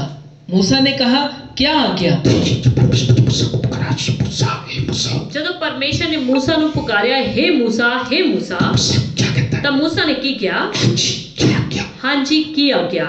आगे उसने कहा इधर पास मत आ और आपके पांवों से जूतियों को अपने पांवों से जूतियों को उतार दे क्योंकि जिस स्थान पर तू खड़ा है वह पवित्र भूमि है। परमेश्वर ने मूसा को क्या कहा। ਪਰਮੇਸ਼ਰ ਨੇ मूसा ਨੂੰ ਕੀ ਕਿਹਾ? तो इधर मत आ, जिस जगह पर तू खड़ा है ਤੂੰ ਇੱਥੇ ਨਾ ਜਿਸ ਜਗ੍ਹਾ ਤੇ ਤੂੰ ਖੜਿਆ ਏ अपनी जूती को पीछे कर दे। ਆਪਣੀ ਜੁੱਤੀ ਨੂੰ ਉਤਾਰ ਕੇ ਪਿੱਛੇ ਕਰ ਦੇ पवित्र जगह है। ਕਿਉਂਕਿ ਇਹ ਜਗ੍ਹਾ ਜਿੱਥੇ ਤੂੰ ਖੜਾ ਉਹ ਪਵਿੱਤਰ ਜਗ੍ਹਾ ਹੈ। इसलिए परमेश्वर के लोगों को पवित्र स्टेजों पर पवित्र जगहों पर अपनी जूतियां लेकर नहीं जाना चाहिए। ਇਸ ਲਈ ਪਰਮੇਸ਼ਰ ਦੇ ਲੋਕਾਂ ਨੂੰ ਪਵਿੱਤਰ ਜਗ੍ਹਾ ਤੇ ਯਾਨੀ ਕਿ ਪਵਿੱਤਰ ਸਟੇਜ ਤੇ ਆਪਣੇ ਜੁੱਤੇ ਚੱਪਲ ਲੈ ਕੇ ਨਹੀਂ ਜਾਣਾ ਚਾਹੀਦਾ। परमेश्वर ने कहा कि पवित्र जगह जिस जगह पर तू जूतियां लेकर खड़ा है ਪਰਮੇਸ਼ਰ ਨੇ ਕਿਹਾ ਕਿ ਇਹ ਪਵਿੱਤਰ ਜਗ੍ਹਾ ਜਿੱਥੇ ਤੂੰ ਜੁੱਤੀਆਂ ਪਾਏ ਖੜਾ ਹੈ अपनी जूतियों को पीछे उतार। ਆਪਣੀ ਜੁੱਤੀਆਂ ਨੂੰ ਉਤਾਰ ਦੇ। आगे क्या हुआ। फिर उसने कहा मैं तेरे पिता का परमेश्वर और इब्राहिम का परमेश्वर, इसहाक का परमेश्वर और याकूब का परमेश्वर हूँ।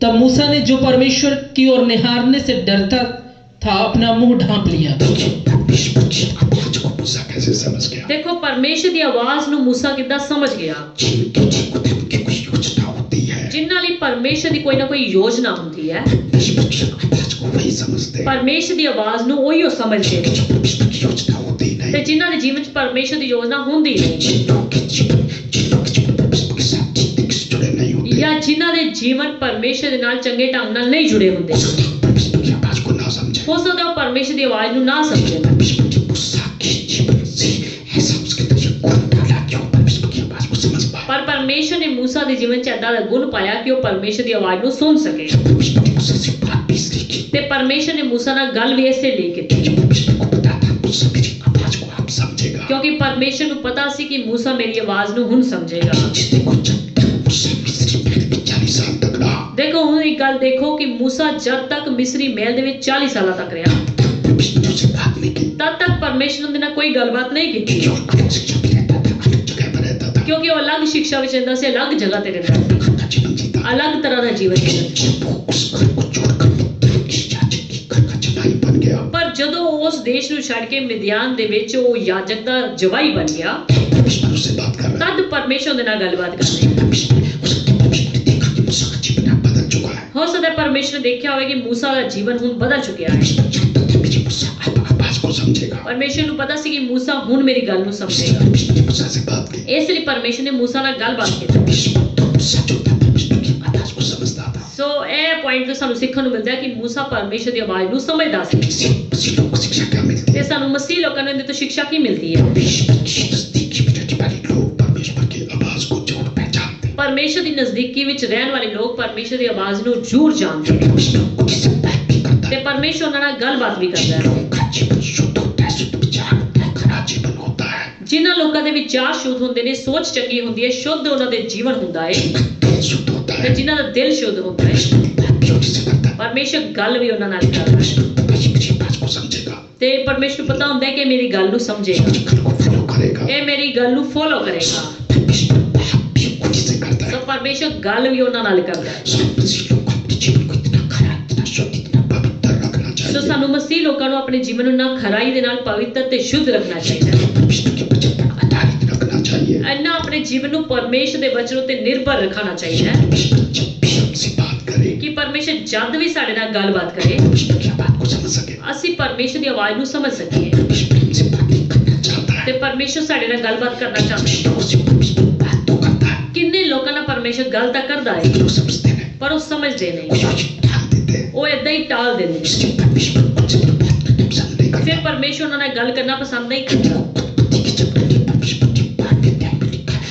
अब्राहम से बात की। ਦੇਖੋ ਉਤਪत्ति ਦੇ ਚੈਪਟਰ 'ਚ ਅਸੀਂ ਦੇਖਦੇ ਹਾਂ ਕਿ ਪਰਮੇਸ਼ਰ ਨੇ ਅਬਰਾਮ ਦੇ ਨਾਲ ਵੀ ਗੱਲਬਾਤ ਕੀਤੀ। वो अपना घर छोड़ता है, अपने घर ठीक मैं छोड़ देता हूँ। ਜਦੋਂ ਪਰਮੇਸ਼ਰ ਨੇ ਅਬਰਾਮ ਨੂੰ ਕਿਹਾ ਕਿ ਆਪਣਾ ਘਰ-ਬਾਰ ਛੱਡ ਦੇ, ਪਰ ਉਹਨੇ ਅਬਰਾਮ ਨੇ ਸੁਣਿਆ अब्राहम जब अपने घर को छोड़ ਤੇ दिया, ਅਬਰਾਮ ਨੇ ਆਪਣੇ ਘਰ ਨੂੰ ਛੱਡ ਦਿੱਤਾ। जब 100 साल की उम्र में अब्राहम के घर बेटा हुआ, ਜਦੋਂ 100 साल ਦੀ ਉਮਰ 'ਚ ਅਬਰਾਮ ਦੇ ਘਰ 'ਚ ਬੱਚਾ पैदा ਹੋਇਆ, परमेश्वर ने इसको बलि चढ़ाते पहुंचते पहाड़ पर ले जाकर, ਪਰਮੇਸ਼ਰ ਨੇ ਕਿਹਾ ਕਿ ਇਸ ਬੇਟੇ ਨੂੰ ਮੋਰਿਆ ਪਹਾੜ ਤੇ ਜਾ ਕੇ ਇਸ ਦੀ ਬਲੀ ਕਰ ਦੇ। तो भी अब्राहम ने परमेश्वर की आवाज को सुना। ਤਾਂ ਵੀ ਅਬਰਾਹਮ ਨੇ ਪਰਮੇਸ਼ਰ ਦੀ ਆਵਾਜ਼ ਨੂੰ ਸੁਣਿਆ जब अब्राहम बेटे की बलि चढ़ाने वाला था, ਤੇ ਜਦੋਂ ਅਬਰਾਮ ਬੇਟੇ ਦੀ ਬਲੀ ਚੜਾਉਣ ਵਾਲਾ पीछे ਸੀ, से परमेश्वर ने आवाज दी, रुक जा। ਪਿੱਛੋਂ ਦੀ ਪਰਮੇਸ਼ਰ ਨੇ ਆਵਾਜ਼ ਦਿੱਤੀ ਕਿ ਰੁਕ ਜਾ। अब्राहम ने परमेश्वर की आवाज को सुना। ਤਦ ਵੀ ਅਬਰਾਮ ਨੇ ਪਰਮੇਸ਼ਰ ਦੀ ਆਵਾਜ਼ ਨੂੰ ਸੁਣਿਆ। तो परमेश्वर ने अब्राहम को कितना बड़ा महान बनाया। ਤਾਂ ਇਹ ਤਾਂ ਪਰਮੇਸ਼ਰ ਨੇ ਅਬਰਾਮ ਨੂੰ ਕਿੰਨਾ ਵੱਡਾ ਮਹਾਨ ਬਣਾਇਆ। अब्राहम के बारे में लिखा है, परमेश्वर जब उसको कहा कि बड़ा जहाज बना, ਤੇ ਨੂਹਾਂ ਦੇ ਬਾਰੇ ਵੀ ਲਿਖਿਆ, ਜਦੋਂ ਪਰਮੇਸ਼ਰ ਨੇ ਨੂਹਾਂ ਨੂੰ ਕਿਹਾ ਕਿ ਇੱਕ ਵੱਡਾ ਸਾਰਾ ਜਹਾਜ਼ ਬਣਾ। परमेश्वर की आवाज को सुनकर एक बड़ा जहाज बनाया। ਨੂਹ ਨੇ ਪਰਮੇਸ਼ਰ ਦੀ ਆਵਾਜ਼ ਨੂੰ ਸੁਣ ਕੇ ਇੱਕ ਵੱਡਾ ਸਾਰਾ ਜਹਾਜ਼ ਬਣਾ। परमेश्वर ने नूह को कहा, जब जहाज बनने से पहले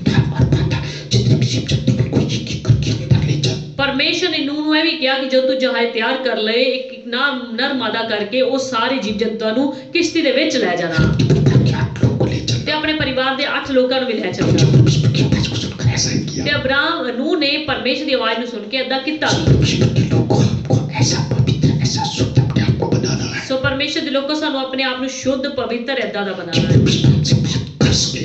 ਕਿ ਪਰਮੇਸ਼ਰ ਸਾਡੇ ਨਾਲ ਗੱਲ ਕਰ ਸਕੇ। परमेश्वर हमको कुछ बात करना चाहे तो हम समझने वाले बन सके। ਪਰਮੇਸ਼ਰ ਜੇਕਰ ਸਾਡੇ ਨਾਲ ਗੱਲਬਾਤ ਕਰੇ ਤੇ ਅਸੀਂ ਉਹਨੂੰ ਸਮਝ कोई ਪਾਈਏ। दुष्ट परमेश्वर सीधे बात करे या किसी पवित्र शब्द बात कर सकता ਇਹ है। ਕੋਈ ਜ਼ਰੂਰੀ ਨਹੀਂ ਕਿ ਪਰਮੇਸ਼ਰ ਸਿੱਧਾ ਗੱਲਬਾਤ ਕਰੇ, ਆਪਣੇ ਸੇਵਕਾਂ ਦੇ ਜਰੀਏ ਵੀ ਗੱਲਬਾਤ ਕਰ ਸਕਦਾ ਹੈ। सपनों के जरिए बात कर सकते हैं, दर्शनों के जरिए बात कर सकते हैं। ਸੁਪਨਿਆਂ ਦੇ ਜਰੀਏ, ਦਰਸ਼ਨ ਦੇ ਜਰੀਏ ਵੀ ਗੱਲਬਾਤ ਕਰ ਸਕਦਾ ਹੈ। लोग परमेश्वर की आवाज को वही समझ सकते हैं जो परमेश्वर के साथ ठीक चलते हैं। ਪਰ ਉਹੀਓ ਲੋਕ ਪਰਮੇਸ਼ਰ ਦੀ ਆਵਾਜ਼ ਨੂੰ ਸੁਣ ਸਕਦੇ ਆ ਜਿਹੜੇ ਪਰਮੇਸ਼ਰ ਨਾਲ ਠੀਕ ਚੱਲਦੇ ਨੇ। जीवन परमेश्वर के साथ ठीक डिसीजन नहीं होता, ਜਿਨ੍ਹਾਂ ਦਾ ਜੀਵਨ ਪਰਮੇਸ਼ਰ ਦੇ ਨਾਲ ਠੀਕ नहीं वो ਹੁੰਦਾ, परमेश्वर की आवाज को समझेंगे नहीं। ਉਹ ਪਰਮੇਸ਼ਰ ਦੀ ਆਵਾਜ਼ ਨੂੰ ਸਮਝਣਗੇ तो ਨਹੀਂ। इसलिए पास्टर जी अपनी तरफ से बोल रहे हैं, पास्टर जी को परमेश्वर ने ऐसा थोड़ी बताया। ਉਹ ਕਹਿਣਗੇ ਕਿ ਪਾਸੀ ਤਾਂ ਆਪਣੇ ਵੱਲੋਂ ਬੋਲ ਰਹੇ, ਪਰਮੇਸ਼ਰ ਨੇ ਥੋੜਾ ਇੰਦਾ ਦੱਸਿਆ ਹੈ। और लोग खुदा की बात को समझ पाएंगे जिनका जीवन खुदा के साथ ठीक है। ਪਰ ਉਹੀਓ ਲੋਕ ਪਰਮੇਸ਼ਰ ਦੀ ਆਵਾਜ਼ ਨੂੰ ਸਮਝ ਸਕਣਗੇ ਜਿਨ੍ਹਾਂ ਦਾ ਜੀਵਨ ਪਰਮੇਸ਼ਰ ਨਾਲ ਸਹੀ ਹੈ। जैसे कितने लोगों को देखा है अपनी संगत में देखा जो परमेश्वर की बात को समझते हैं।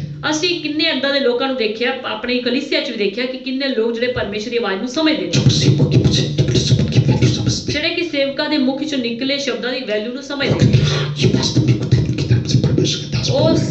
ਸਮਝਦੇ ਨੇ ਕਿ ਹਾਂ ਵਾਸਤਵ ਵਿੱਚ ਖੁਦਾਵੰਦ ਦੇ ਵੱਲੋਂ ਬੋਲੇ ਗਏ ਸ਼ਬਦ ਹੈ। लेकिन कई लोग ऐसे हैं जो सेवकों की बात की वैल्यू इतनी नहीं देते। ਪਰ ਕਈ ਲੋਕ ਏਦਾਂ ਦੇ ਵੀ ਨੇ ਜਿਹੜੇ ਕਿ ਪਰਮੇਸ਼ਰ ਦੇ ਸੇਵਕਾਂ ਦੀ ਆਵਾਜ਼ ਨੂੰ, ਸ਼ਬਦਾਂ ਨੂੰ ਵੈਲਿਊ ਨਹੀਂ ਦਿੰਦੇ। सो ये था मूसा के जीवन का तीसरा खास पॉइंट। ਸੋ ਇਹ ਸੀ ਮੂਸਾ ਦੇ ਜੀਵਨ ਦਾ ਖਾਸ ਤੀਸਰਾ ਪੁਆਇੰਟ जब मूसा परमेश्वर की आवाज को समझने वाला ਕਿ था, ਮੂਸਾ ਪਰਮੇਸ਼ਰ ਦੀ ਆਵਾਜ਼ ਨੂੰ ਸਮਝਣ ਵਾਲਾ ਸੀ। सो जो था मूसा के जीवन में खास खास क्या था? सो चौथा पॉइंट ਜਿਹੜਾ ਕਿ मूसा ਦੇ ਜੀਵਨ 'ਚ ਖਾਸ ਕੀ मूसा अपने आप को इतना दीन बना के रखता था। मूसा ਆਪਣੇ ਆਪ ਨੂੰ ਇੰਨਾ ਦੀਨ ਤੇ ਇੰਨਾ ਨਮਰ ਬਣਾ ਕੇ ਚੱਲਦਾ कभी भी अपने आप को मानने का, अपने आप को बड़ा नहीं कहा। ਕਦੇ ਵੀ ਉਸਨੇ ਆਪਣੇ ਆਪ ਨੂੰ ਵੱਡਾ ਨਹੀਂ ਕਿਹਾ ਮਹਾਨ ਨਹੀਂ ਕਿਹਾ जब तक वो मिस्र के घर में रहता था, ਹਾਂ ਜਦ ਤੱਕ ਉਹ ਮਿਸਰੀ ਦੇ ਘਰ ਵਿੱਚ ਰਿਹਾ उसने जब मिस्री को मार दिया, ਉਹਨੇ ਜਦੋਂ ਮਿਸਰੀ ਨੂੰ ਮਾਰ ਦਿੱਤਾ तब उसके मन में कुछ घमंड हो, कुछ ऐसी वैसी बात हो, ਹੋ ਸਕਦਾ ਹੈ ਉਸ ਸਮੇਂ ਉਹਦੇ ਮਨ ਵਿੱਚ ਕਮੰਡ ਹੋਵੇ ਜਾਂ ਏਦਾਂ ਦੀ ਕੋਈ ਗੱਲਬਾਤ ਹੋਵੇ तब उसको परमेश्वर की शिक्षा तो मिलती नहीं थी। ਕਿਉਂਕਿ ਉਹਨੂੰ ਪਰਮੇਸ਼ਰ ਦੀ ਸਿੱਖਿਆ ਜਿਹੜੀ ਉਸ ਸਮੇਂ ਨਹੀਂ ਮਿਲਦੀ ਸੀ जब याजक का जवाई बन गया, ਪਰ ਜਦੋਂ ਮਿਦਿਆਨ ਵਿੱਚ ਆ ਗਏ ਮਿਦਿਆਨੀ याजक ਦਾ ਜਵਾਈ बन ਗਿਆ उसको परमेश्वर की शिक्षा मिलने लग गई। ਤਦ ਉਹਨੂੰ ਪਰਮੇਸ਼ਰ ਦੀ ਸਿੱਖਿਆ ਮਿਲਣ ਲੱਗ ਪਈ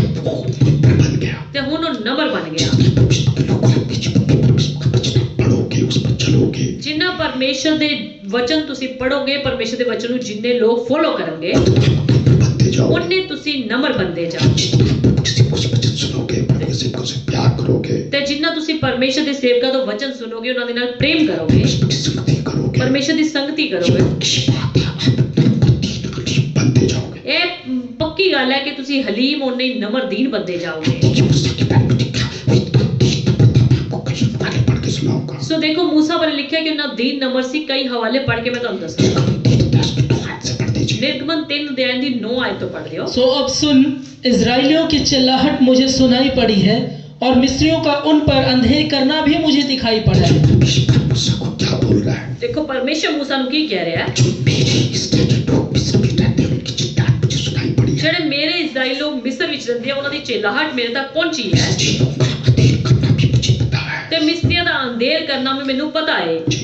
इसलिए आ मैं तुझे फिरौन के पास भेजता हूँ कि तू मेरी इजरायली प्रजा को मिस्र से निकाल ले आए। देखिए परमेश्वर ने मूसा को क्या कहा? ਦੇਖੋ ਪਰਮੇਸ਼ਰ ਨੇ मूसा ਨੂੰ ਕੀ ਕਿਹਾ तो मैं तुझे मिस्र देश में भेजता ਤੇ हूँ ਹੁਣ आ मैं ਤੈਨੂੰ ਮਿਸਰ ਵੱਲ ਭੇਜਦਾ ਵਾਂ कि तू मेरे इस्राएली लोग को आजाद करा के लाए। ਤਾਂ ਕਿ ਤੂੰ ਮੇਰੇ ਇਜ਼ਰਾਈਲੀ ਲੋਕਾਂ ਨੂੰ ਆਜ਼ਾਦ ਕਰਵਾ ਕੇ ਲੈ ਕੇ ਆਏ जी, परंतु आगे बढ़िए, आगे बढ़िए, 11 तक पढ़ो।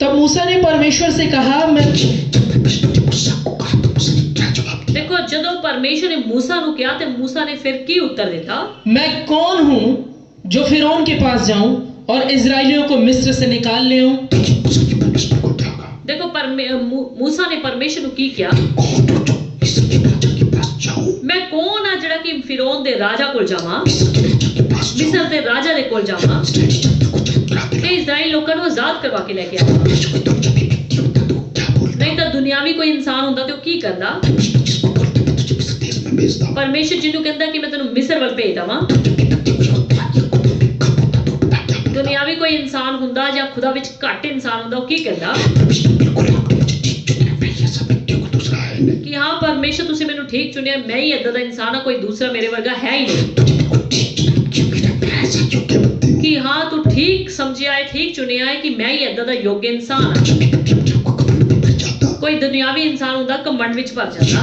परमेश्वर का प्रस्ताव स्वीकार कर लेता। ਉਹ ਇੱਕੋ ਦਮ ਪਰਮੇਸ਼ਰ ਦਾ ਪ੍ਰਸਤਾਵ ਜਿਹੜਾ ਨੂੰ ਪਾਸ ਕਰ ਦਿੰਦਾ मूसा ने क्या कहा? ਪਰ मूसा ਨੇ ਕੀ ਕਿਹਾ परमेश्वर मैं कौन हूँ जो मिस्र के राजा के पास जाऊँ? ਕਿ ਪਰਮੇਸ਼ਰ ਮੈਂ ਕੌਣ ਆ ਕਿ ਜਿਹੜੇ ਮਿਸਰ ਦੇ ਰਾਜਾ ਦੇ ਕੋਲ ਜਾਵਾਂ तेरी जनता इस्राएलियों को आजाद करा के लाऊं। ਤੇ ਤੇਰੇ ਇਜ਼ਰਾਈਲੀ ਲੋਕਾਂ ਨੂੰ ਆਜ਼ਾਦ ਕਰਵਾ ਕੇ ਲਿਆਵਾਂ पढ़ दे सुनिए, क्या है?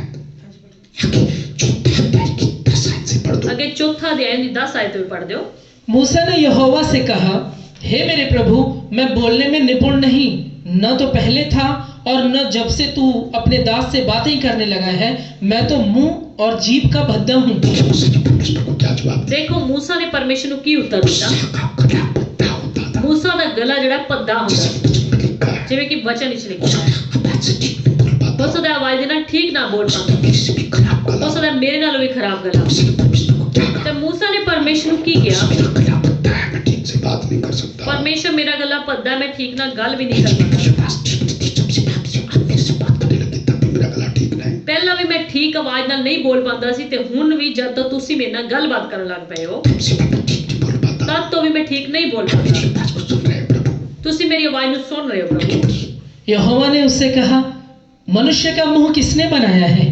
और मनुष्य को गूंगा या बहरा या देखने वाला या अंधा मुझ यहोवा को छोड़ कौन बनाता है? भिखारी, गूंगा, बहरा, अंधा, मुझे यहोवा को छोड़कर कौन बनाता है? ਪਰਮੇਸ਼ਰ ਨੇ मूसा ਨੂੰ ਕਿਹਾ ਕਿ ਇਹ ਗੂੰਗਾ ਅੰਧਾ ਲੰਗੜਾ ਜਿਹੜਾ ਹੈ ਕਿ ਮੇਰੇ ਤੋਂ ਇਲਾਵਾ ਹੋਰ ਕੌਣ ਬਣਾਉਂਦਾ ਹੈ मुझे परमेश्वर से कहना चाहता था कि तेरा गला मैंने ऐसा रखा है जो मेरी मर्जी के मुताबिक है। यानी कि परमेश्वर ने मूसा ਨੂੰ ਇਹ ਕਹਿਣਾ ਚਾਹਿਆ ਕਿ ਜਿਵੇਂ ਦਾ ਮੈਂ ਤੇਰਾ ਗਲਾ ਬਣਾਇਆ ਉਹ ਮੇਰੀ ਮਰਜ਼ੀ ਦੇ ਮੁਤਾਬਕ ਹੈ। परमेश्वर ने मूसा को ये नहीं कहा लिया तेरे गले को ठीक कर देता हूँ। परमेश्वर ने मूसा ਨੂੰ ਇਹ ਨਹੀਂ ਕਿਹਾ ਕਿ ਲਿਆ मैं तेरा गला पहला ठीक कर देता हूँ। उसको दूर कर देता हूँ, तुम मिस्र देश में जाना। तेरी जो दिक्कत है ਮੈਨੂੰ दूर कर देना, फिर तुम मिस्र ਵੱਲ जाना। सो परमेश्वर ਲਈ मूसा ਦਾ गला ठीक करना ਕੀ ਵੱਡੀ ਗੱਲ ਸੀ। ऐसा नहीं किया। पर परमेश्वर ने इतना नहीं किया। उसने कहा, हे मेरे प्रभु, जिसको तू चाहे उसी के हाथ से भेज। हालेलुया। देखिए मूसा ने परमेश्वर को क्या जवाब दे दिया। देखो पर मूसा ने परमेश्वर ਨੂੰ ਕੀ उत्तर ਦਿੱਤਾ किसी और को भेज दे कि तू ਹੋਰ ਕਿਸੇ ਨੂੰ ਭੇਜ ਦੇ। मुझे पोस्ट चाहिए, मुझे बड़ा होता नहीं चाहिए। ਮੈਨੂੰ ਵੱਡੀ ਪੋਸਟ ਵੱਡੀ ਪਦਵੀ ਨਹੀਂ ਚਾਹੀਦੀ ਪ੍ਰभु। किसी और को भेज दे। प्रभु ਕਿਸੇ ਹੋਰ ਨੂੰ ਭੇਜ ਦੇ। छोटा बना दे। देखो अपने आप ਨੂੰ ਕਿੰਨਾ ਛੋਟਾ ਕਰ ਰਿਹਾ, ਆਪਣੇ ਆਪ ਨੂੰ ਕਿੰਨਾ ਦੀਨ ਨਮਰ ਬਣਾ ਰਿਹਾ। परमेश्वर उसको ऊंचा उठाने जा रहा था। यानी कि परमेश्वर ਉਸ ਨੂੰ ਉੱਚਾ ਚੱਕਣਾ ਚਾਹੁੰਦਾ ਸੀ। परमेश्वर चाहता था कि मिस्र देश में जाए को आजाद करा के लाए। परमेश्वर ਚਾਹੁੰਦਾ ਸੀ ਕਿ ਮਿਸਰ ਨੂੰ ਜਾਵੇ ਤੇ ਇਜ਼ਰਾਈਲ ਲੋਕਾਂ ਨੂੰ ਆਜ਼ਾਦ ਕਰਵਾ ਕੇ मूसा कह रहा, प्रभु जी मेरा तो गला ठीक नहीं, मैं तो आवाज अच्छी बोल नहीं पाता। पर मूसा कह रहा है कि मैं तो ठीक बोल नहीं पाता, मेरी आवाज भी चंगी नहीं। मिस्र के राजा से बात कैसे करूंगा। मैं मिस्र के राजा नाल गल किद्दां करूंगा। कुछ बात सुनकर मेरे से पसंद नहीं करेंगे। वो तो मेरी गले दी आवाज सुन के मैनू पसंद ही नहीं करेंगे। ते हुन छठा अध्याय और 12 आयत में पढ़ो। और मूसा ने यहोवा से कहा, देख इजराइलियों ने मेरी नहीं सुनी, फिर फिरौन मुझ भद्दे बोलने वाले को क्यों कर सुनेगा। ਜਦੋਂ मूसा हारून दे नाल मिस्र देश विच गया, उत्थे इजराइली लोकां नूं इकट्ठा कीता। काफी इजराइली लोकां ने विश्वास नहीं कीता। तां मूसा परमेश्वर नूं की कह रहा है। देखो इजराइली लोकां ने जो मेरी नहीं सुनी, तो इत्थे दा जिहड़ा राजा है फिरौन, वो मेरी किद्दां सुनेगा, क्योंकि मेरी तो आवाज ठीक नहीं।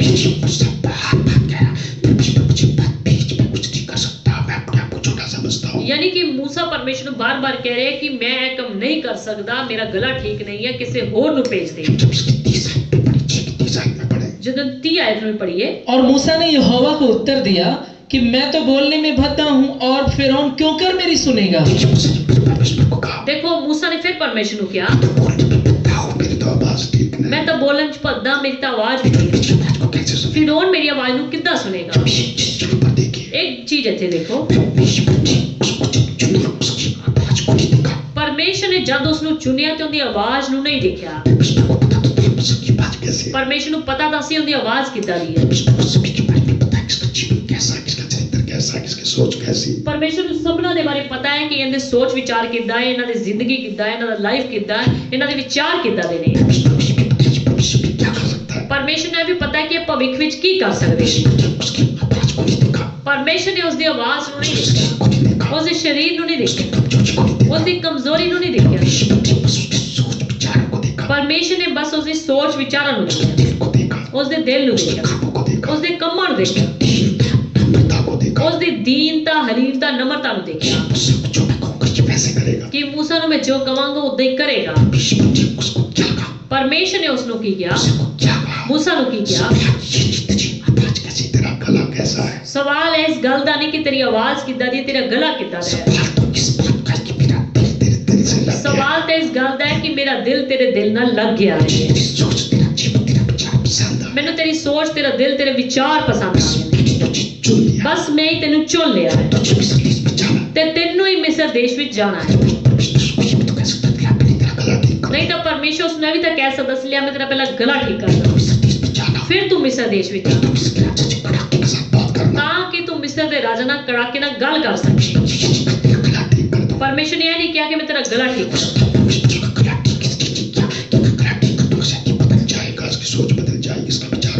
हो सकता है परमेश्वर ने उसका गला इसलिए ठीक ना किया होवे, अगर मैं दा गला ठीक कर देंदे, सोच इंदा विचार इंदा जीवन बदल जाएगा। पता नहीं है अपने मुख उत्थे जाके की बोल दे। कई बार परमेश्वर दे लोगों, परमेश्वर सानू किसी कमजोरी च इसलिए रखदा है। परमेश्वर को पता होता है कि अगर मैं इनकी कमजोरी तेनू बाहर कढ़दा ते बदल जाएगा, मेरे तो दूर चला जाएगा। परमेश्वर चाहता तुंदे गले नू ठीक कर सकदा। देखो मैं अपने गले जिस जगह दे विच चेक कराए, मेरे गले च कोई प्रॉब्लम नहीं निकली। कैसा पर मैं ਜਦੋਂ प्रार्थना करदा ਮੈਨੂੰ परमेश्वर ਇਹ ਕਹਿੰਦਾ ਹੈ ਕਿ ਬੇਟਾ ਮੈਨੂੰ ਪਤਾ ਹੈ ਤੇਰਾ ਗਲਾ ਕਿੱਦਾਂ ਦਾ ਹੈ मुझे भी पता है इसको कब ठीक करना है, कब तक ऐसा रखना है। ਤੇ ਮੈਨੂੰ ਇਹ ਵੀ ਪਤਾ ਹੈ ਕਿ ਕਦ ਇਹਨੂੰ ਠੀਕ ਕਰਨਾ ਹੈ ਕਦ ਤੱਕ ਏਦਾਂ ਰੱਖਣਾ ਹੈ परमेश्वर किसी कमजोरी को खुद के मकसद के कारण रखता ਸੋ है। ਪਰਮੇਸ਼ਰ ਕਿਸੇ ਕਮਜ਼ੋਰੀ ਨੂੰ ਕਿਸੇ ਨਾ ਕਿਸੇ ਮਕਸਦ ਕਾਰਨ ਰੱਖਦਾ देखो परमेश्वर जब भेजना भी मूसा को ਹੈ है, ਦੇਖੋ ਪਰਮੇਸ਼ਰ ਨੇ ਭੇਜਣਾ ਵੀ ਮੂਸਾ ਨੂੰ उसका ਹੈ गला भी ठीक करना ਉਸਦਾ ਗਲਾ ਵੀ ਠੀਕ ਨਹੀਂ मूसा को कह जैसा गला तेरा तो इसी को लेकर जा। ਪਰਮੇਸ਼ਰ ਮੂਸਾ ਨੂੰ ਕਹਿ ਰਿਹਾ ਜਿੱਦਾਂ ਦਾ ਤੇਰਾ ਗਲਾ ਹੈ, ਉਸੇ ਗਲੇ ਨੂੰ ਲੈ ਕੇ ਜਾ उसने को मूसा के जीवन में कुछ देखा तभी तो उसको भेजने की सोचा। ਪਰਮੇਸ਼ਰ ਨੇ ਮੂਸਾ ਦੇ ਜੀਵਨ 'ਚ ਕੁਝ ਦੇਖਿਆ ਤਈਓ ਤੁਹਾਨੂੰ ਭੇਜਣ ਦੀ ਸੋਚਿਆ मूसा ने मूसा की सोच ऐसी थी, उसका विचार ऐसा था, उसके काम उसका दिल दिमाग ऐसा था, परमेश्वर को अच्छा लगा। ਹੋ ਸਕਦਾ ਮੂਸਾ ਦਾ ਜੀਵਨ ਮੂਸਾ ਦਾ ਦਿਲ ਦਿਮਾਗ ਏਦਾਂ ਦਾ ਸੀ ਕਿ ਪਰਮੇਸ਼ਰ ਨੂੰ ਚੰਗਾ ਲੱਗਿਆ परमेश्वर चाहता है मूसा के जीवन किसी और गला की वाली जिसकी आवाज उससे को खुद भेज सकता था। ਪਰਮੇਸ਼ਰ ਚਾਹੁੰਦਾ ਤੇ ਮੂਸਾ ਦੀ ਜਗ੍ਹਾ ਕਿਸੇ ਹੋਰ ਸੇਵਕ ਨੂੰ ਵੀ ਜਿੰਦੀ ਕੜਾਕੇਦਾਰ ਆਵਾਜ਼ ਸੀ ਉਸ ਨੂੰ ਤਾਂ ਭੇਜ ਸਕਦਾ जो मिस्र के राजा से कड़ाके से जाके बात कर सकता है, ਜਿਹੜੇ ਮਿਸਰ ਦੇ ਰਾਜਾ ਨਾਲ ਕੜਾਕੇ ਨਾਲ ਗੱਲਬਾत ਕਰ ਸਕਦਾ परमेश्वर तो किसी को भी भेज सकता था। ਪਰਮੇਸ਼ਰ ਤਾਂ ਕਿਸੇ ਨੂੰ ਭੇਜ ਸਕਦਾ परमेश्वर के पास लोगों की कमी थी, ਕਿ ਪਰਮੇਸ਼ਰ ਦੇ ਕੋਲ ਸੇਵਕਾਂ ਦੀ ਲੋਕਾਂ ਦੀ ਘਟੀ ਸੀ परमेश्वर के पास कोई कमी नहीं थी। ਪਰਮੇਸ਼ਰ ਦੇ ਕੋਲ ਕੋਈ ਕਮੀ ਨਹੀਂ ਸੀ जो परमेश्वर जिसको मर्जी कहता है, चल तू भाई। ਪਰਮੇਸ਼ਰ ਦੀ ਇਹ ਬਣਾਈ ਗਈ ਸਾਰੀ ਦੁਨੀਆ ਪਰਮੇਸ਼ਰ ਜਿੰਨੂੰ ਮਰਜ਼ੀ ਕਹਿ ਦਿੰਦਾ ਤੂੰ ਚੱਲ लेकिन ये जो औरतों को मूसा को ना तो कोई नेतागिरी चाहिए थी, ਦੇਖੋ ਇੱਥੇ ਇੱਕ ਗੱਲ ਦੇਖੋ ਮੂਸਾ ਨੂੰ ਨਾ ਤਾਂ ਕੋਈ ਨੇਤਾਗਿਰੀ ਚਾਹੀਦੀ ਸੀ अगर मूसा को नेतागिरी चाहिए थी, वो तब जब भी बनना होता फिर तो कहता ठीक है प्रभु ठीक है, मैं हेड बन के जाऊंगा, मैं प्रधान बन के जाऊंगा। ਜੇ ਤਾਂ ਮੂਸਾ ਨੂੰ ਨੇਤਾਗਿਰੀ ਚਾਹੀਦੀ ਹੁੰਦੀ ਤੇ ਉਹ ਕਹਿੰਦਾ ਠੀਕ ਹੈ ਮੈਂ ਹੈੱਡ ਬਣ ਕੇ ਜਾਊਂਗਾ ਮੈਂ ਨੇਤਾ ਬਣ ਕੇ ਜਾਊਂਗਾ ਮੈਂ ਸਭ ਦਾ ਵੱਡਾ ਸੀਨੀਅਰ ਬਣ ਕੇ ਜਾਵਾਂਗਾ मूसा क्योंकि आत्मिक था, उसको नेतागिरी की जरूरत थी। ਕਿਉਂਕਿ ਮੂਸਾ ਆਤਮਿਕ से ਉਹਨੂੰ ਨੇਤਾਗਿਰੀ ਦੀ ਕੋਈ ਜ਼ਰੂरत ਨਹੀਂ ਸੀ जैसे कि कितने लोग, कितने पास्टर लोग भी, कितने पंजाबी लोग भी हमें ऐसा दिखते हैं। ਅੱਜ ਕੱਲ ਕਿੰਨੇ ਅਸੀਂ ਸੇਵਕ ਲੋਕ ਵੀ ਉਹ ਕਿੰਨੇ ਦੁਨਿਆਵੀ ਲੋਕ ਕਿੰਨੇ ਵਿਸ਼ਵਾਸੀ ਲੋਕ ਵੀ ਇਦਾਂ ਦੇਖਦੇ ਆ लीडरशिप ढूंढते रहते हैं, ਜਿਹੜੇ ਲੀਡਰਸ਼ਿਪ ਵੀ ਢੂੰਡਦੇ ਰਹਿੰਦੇ ਨੇ ढूंढते रहते ਜਿਹੜੇ ਨੇਤਾਗਿਰੀ ਲੱਭਦੇ ਰਹਿੰਦੇ ਨੇ हैं। हमको कोई प्रेसिडेंट बना दे, हमको कोई प्रधान बना दे, ਜਿਹੜੇ ਕਹਿੰਦੇ ਨੇ ਸਾਨੂੰ ਕੋਈ ਪ੍ਰੈਜ਼ੀਡੈਂਟ ਬਣਾ ਦੇ ਸਾਨੂੰ ਕੋਈ ਪ੍ਰਧਾਨ ਬਣਾ ਦੇ कोई प्रधान बोला करे, सब बोला करे कि प्रधान आ गया, प्रधान आ गया, प्रधान। ਕਿ ਸਾਨੂੰ ਕੋਈ ਬੋਲਿਆ ਕਰੇ ਜਦੋਂ ਅਸੀਂ ਆਇਆ ਕਰੇ ਸਾਨੂੰ ਬੋਲੇ ਪ੍ਰਧਾਨ ਜੀ ਆ ਗਏ ਪ੍ਰਧਾਨ ਜੀ ਆ गए मूसा का जीवन इतना नम्र था, इतना दीन था, उसको नेतागिरी नहीं चाहिए। ਪਰ ਮੂਸਾ ਦਾ ਜੀਵਨ ਇੰਨਾ ਦੀਨ ਸੀ ਇੰਨਾ ਨਮਰ ਸੀ ਉਹਨੂੰ ਕੋਈ ਨੇਤਾਗਿਰੀ ਕੋਈ ਲੀਡਰਸ਼ਿਪ ਨਹੀਂ ਚਾਹੀਦੀ ਸੀ इसलिए मूसा लास्ट समय तक मना करता रहा। ਇਸ ਲਈ ਮੂਸਾ ਜਿਹੜਾ ਸੀ ਪਰਮੇਸ਼ਰ ਨੂੰ ਲਾਸਟ ਸਮੇਂ ਤੱਕ ਮਨਾ ਕਰਦਾ ਰਿਹਾ मूसा कह भी सकता था ठीक है प्रभु तुझे मैं ही ठीक मिला क्योंकि मैं ठीक हूँ,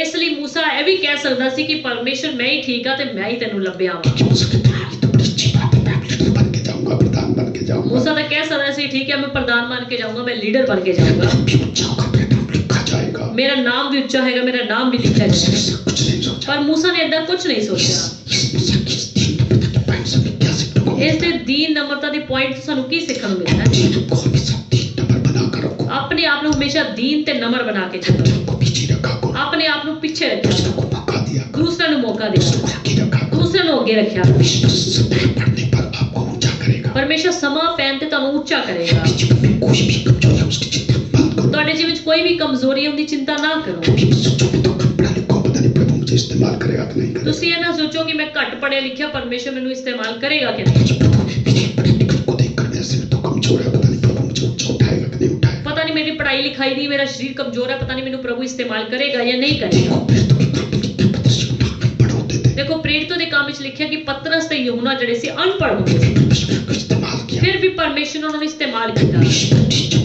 आपके जीवन को पसंद कर लिया, आपका जीवन परमेश्वर को जब पसंद आ गया, ਪਰਮੇਸ਼ਰ ਨੇ ਜਦੋਂ ਤੁਹਾਨੂੰ ਪਸੰਦ ਕਰ ਲਿਆ ਤੁਹਾਡਾ ਜੀਵਨ ਖੁਦਾਵੰਦ ਨੂੰ ਪਸੰਦ ਆ ਗਿਆ आपकी कमजोरी को फिर नहीं देखेगा। ਉਹ ਤੁਹਾਡੀ ਕਮਜ਼ੋਰੀ ਨੂੰ ਫਿਰ ਨਹੀਂ ਦੇਖੇਗਾ परमेश्वर ने मुझसे को कर दीजिए भाई, हारून को तेरे साथ भेज देता हूं। ਪਰਮੇਸ਼ਰ ਨੇ ਜਦ ਦੇਖਿਆ ਮੂਸਾ ਨੂੰ ਕਿਹਾ ਕਿ ਤੇਰੇ ਭਰਾ ਹਾरून ਨੂੰ ਮੈਂ ਤੇਰੇ ਨਾਲ ਭੇਜਾਂ मैं तो ट्रांसलेशन करेगा, ਉਹ ਤੇਰੇ ਗੱਲਾਂ ਦੀ ਟ੍ਰਾਂਸਲੇਸ਼ਨ ਕਰੇਗਾ नबी बनेगा, यानी तो उसके लिए परमेश्वर बनेगा। ਯਾਨੀ ਕਿ ਉਹ ਤੇ ਨਬੀ ਬਣੇਗਾ ਤੂੰ ਉਹਦੇ ਲਈ ਪਰਮੇਸ਼ਰ ਬਣੇਗਾ तो को फिर उनको क्या सुनाएगा, ਤੇਰੀ ਗੱਲਾਂ ਨੂੰ ਫਿਰੌਨ ਨੂੰ ਕਹਿ ਕੇ ਸੁਣਾਏਗਾ तुझे जाना है। ਪਰ ਤੈਨੂੰ ਜਾਣਾ ਹੈ तो देखो परमेश्वर ने मूसा की आवाज का इलाज कर दिया। देखो परमेश्वर ने मूसा ਦੀ ਆਵਾਜ਼ ਦਾ ਇਲਾਜ ਕਰ ਦਿੱਤਾ मूसा को कहा आगे तुझे होना ਪਰ ਪਰਮੇਸ਼ਰ ਨੇ मूसा ਨੂੰ ਕਿਹਾ ਅੱਗੇ ਤੈਨੂੰ ਹੋਣਾ ਹੈ आपके जीवन में कोई भी कमजोरी हो सकता है, पता नहीं कमजोर हो, पढ़ाई लिखाई में कमजोर हो, ਤੁਹਾਡੇ ਜੀਵਨ ਵਿੱਚ ਕੋਈ ਵੀ ਕਮਜ਼ੋਰੀ ਹੋ ਸਕਦੀ ਹੈ ਤੁਸੀਂ ਪੜ੍ਹਾਈ ਲਿਖਾਈ 'ਚ ਕਮਜ਼ੋਰ ਹੋ ਧਨ ਵਿੱਚ ਕਮਜ਼ੋਰ ਹੋ हम सोचते हो मुझे पता नहीं प्रभु ऊंचा उठाएगा, मेरा अपना घर बनाएगा कि नहीं ਤੁਸੀਂ बनाएगा, ਸੋਚਦੇ ਹੋ ਪਤਾ ਨਹੀਂ ਮੈਨੂੰ ਪਰਮੇਸ਼ਰ ਉੱਚਾ ਚੱਕੇਗਾ ਜਾਂ ਨਹੀਂ ਚੱਕੇਗਾ ਮੈਨੂੰ ਉੱਚਾ ਉਠਾਏਗਾ ਜਾਂ ਨਹੀਂ ये ਉਠਾਏਗਾ मेरे बच्चों को कभी देश लेकर जाएगा कि नहीं जाएगा, ਜਾਂ ਮੇਰੇ ਬੱਚੇ ਨੂੰ ਵਿਦੇਸ਼ ਪ੍ਰਭੂ ਲੈ ਕੇ ਜਾਏਗਾ ਜਾਂ ਨਹੀਂ कभी अपनी गाड़ी होगी कि नहीं होगी, अपना घर होगा कि ਮੇਰੇ नहीं ਕੋ होगा। ਆਪਣਾ ਘਰ ਆਪਣੀ ਗੱਡੀ ਹੋਵੇਗੀ ਜਾਂ ਨਹੀਂ ਹੋਵੇਗੀ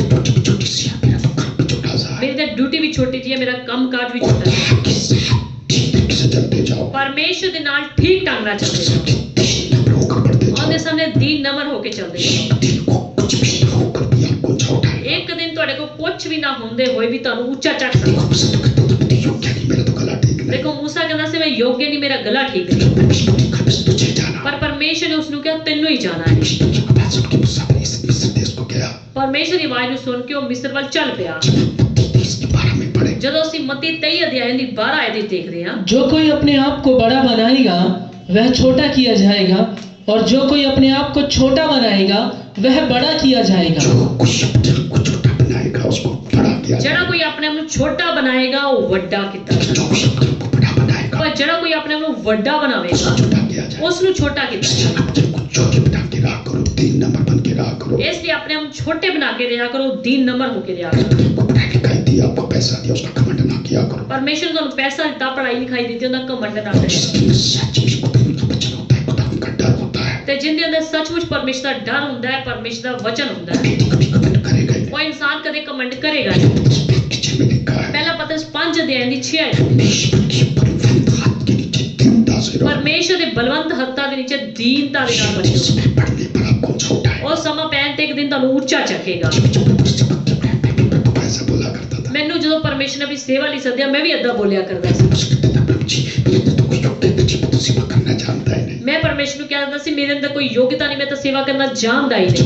प्रभु जी ऐसे तो मेरा गला ऐसे तो मैं तो से प्रभु से कहता था प्रभु जी मैं तो गला ठीक नहीं, मैं प्रचार कैसे करूंगा। ਤੇ ਮੈਂ ਪ੍ਰਭੂ ਨੂੰ ਕਹਿੰਦਾ ਸੀ ਮੈਂ ਗਲਾ ਮੇਰਾ ठीक नहीं, मैं किद्दां प्रचार करूंगा। प्रभु ने कहा तो चिंता न कर, मैं तेरे साथ हूँ। ਪ੍ਰਭੂ ਨੇ ਕਿਹਾ ਕਿ ਚਿੰਤਾ ਨਾ ਕਰ, ਮੈਂ ਤੇਰੇ ਨਾਲ ਹਾਂ। गले को कहते ये देख कि मैं तेरे साथ हूँ। ਤੂੰ ਗਲੇ ਨੂੰ ਨਾ ਦੇਖ, ਇਹ ਦੇਖ ਮੈਂ ਤੇਰੇ ਨਾਲ जिस ਹਾਂ। जगह तू कदम रखेगा मेरे कदम तेरे साथ जाए। ਜਿਸ ਜਗ੍ਹਾ ਤੂੰ ਕਦਮ ਰੱਖੇਂਗਾ ਮੇਰੇ ਕਦਮ ਤੇਰੇ ਨਾਲ जिस ਚੱਲਣਗੇ। घर में जाएगा, जिस शहर में जाएगा, जिस देश में जाएगा, मैं तेरे साथ जाऊँ। ਜਿਸ ਘਰ ਵਿੱਚ, ਜਿਸ ਸ਼ਹਿਰ ਵਿੱਚ, ਜਿਸ ਦੇਸ਼ ਵਿੱਚ ਜਾਏਗਾ ਮੈਂ ਤੇਰੇ ਨਾਲ जिसको ਰਵਾਂਗਾ। तू आशीष देगा उसको मैं आशीष दूँ। ਜਿਨ੍ਹਾਂ ਨੂੰ ਤੂੰ ਆਸ਼ੀਸ਼ ਦੇਂਗਾ ਮੈਂ ਉਹਨਾਂ ਨੂੰ ਆਸ਼ੀਸ਼ जिसको ਦੂੰਗਾ। तू आशीर्वाद देगा उसको मैं आशीर्वाद दूँ। ਜਿਨ੍ਹਾਂ ਨੂੰ ਤੂੰ ਆਸ਼ੀਰਵਾਦ ਦੇਂਗਾ ਉਹਨਾਂ ਨੂੰ ਮੈਂ ਆਸ਼ੀਰਵਾਦ ਦੂੰਗਾ। आज तक ये महसूस भी करता हूँ कि परमेश्वर मेरे साथ रहता है। ਸੋ ਅੱਜ ਤੱਕ ਮੈਂ ਮਹਿਸੂਸ ਵੀ ਕਰਦਾ ਕਿ ਪਰਮੇਸ਼ਰ ਮੇਰੇ ਨਾਲ ਹੈ। परमेश्वर ने कमी समझी तीन नंबर मुझे मुझे वचन पर चलते जा। ਪਰ ਪਰਮੇਸ਼ਰ ਨੇ ਕਿਹਾ ਮੇਰੇ ਨਾਲ ਦੀਨ ਨੰਬਰ ਹੋ ਕੇ ਮੇਰੇ ਵਚਨ ਤੇ ਚੱਲਦੇ ਜਾਣਾ।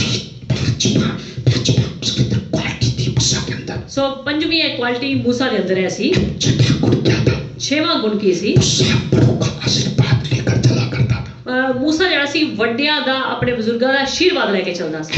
कदम 4:18 में पढ़े। ਜਦੋਂ ਅਸੀਂ ਨਿਰਗਮਨ 4 ਅਧਿਆਇ ਦੀ 18 ਆਇਤ ਦੇਖਦੇ ਹਾਂ, तब मूसा अपने ससुर इत्रों के पास लौटा और उसने कहा मुझे विदा कर कि मैं मिस्र में रहने वाले अपने भाइयों के पास जाकर देखूं कि वे अब तक जीवित हैं या नहीं। परमेश्वर ने चार्ज के बीच में मूसा को दर्शन दिया। ਪਰਮੇਸ਼ਰ ਨੇ ਜਦੋਂ ਝਾੜੀ ਦੇ ਵਿੱਚੋਂ मूसा ਨੂੰ ਦਰਸ਼ਨ ਦਿੱਤਾ तो मिस्र देश में जाना है। ਕਿ ਤੈਨੂੰ ਮਿਸਰ ਦੇਸ਼ ਵਿੱਚ ਜਾਣਾ ਹੈ। परमेश्वर की आवाज सुनकर मूसा अपने घर पर आया। ਪਰਮੇਸ਼ਰ ਦੀ ਆਵਾਜ਼ ਨੂੰ ਸੁਣ ਕੇ मूसा ਆਪਣੇ ਘਰ ਵਿੱਚ ਆਇਆ अपने ससुर इत्रो को क्या बोला? ਤੇ ਆਪਣੇ ਸਸੁਰ ਯਿਤਰੋ ਨੂੰ ਕੀ ਕਿਹਾ? मुझको विदा करके मैं मिस्र देश में जाऊं। ਮੈਨੂੰ ਵਿਦਾ ਕਰਕੇ ਮੈਂ ਮਿਸਰ ਨੂੰ ਜਾਵਾਂ ठीक इस्राएली भाइयों के पास जाकर हालचाल पता ਤੇ करो। ਆਪਣੇ ਇਜ਼ਰਾਈਲੀ ਭਰਾਵਾਂ ਨੂੰ ਜਾ ਕੇ ਉੱਥੇ ਉਹਨਾਂ ਦਾ ਹਾਲ ਚਾਲ ਪਤਾ ਕਰਾਂ उनको उस देश की गुलामी से आजाद ਤੇ ਉਹਨਾਂ करा। ਨੂੰ ਉਸ ਦੇਸ਼ ਦੀ ਗੁਲਾਮੀ ਤੋਂ ਆਜ਼ਾਦ ਕਰਵਾ ਕੇ ਲਿਆਏ। देखो मूसा के ससुर इत्रो से इजाजत मांगी। देखो मूसा ने अपने ससुर यित्रो तो इजाजत मांगी, उनका आशीर्वाद मांगा। यानी कि उन्होंने आशीर्वाद मांगा, वो अपने ससुर याजक इत्रो के घर में रहा करता था। क्योंकि वो अपने ससुर याजक यित्रो के घर ਵਿੱਚ ਰਿਹਾ ਕਰਦਾ ਸੀ। वहाँ पर रहकर सीख गया था कि बड़ों का आशीर्वाद लेकर ਕਿ आना। ਉੱਥੇ ਉਹ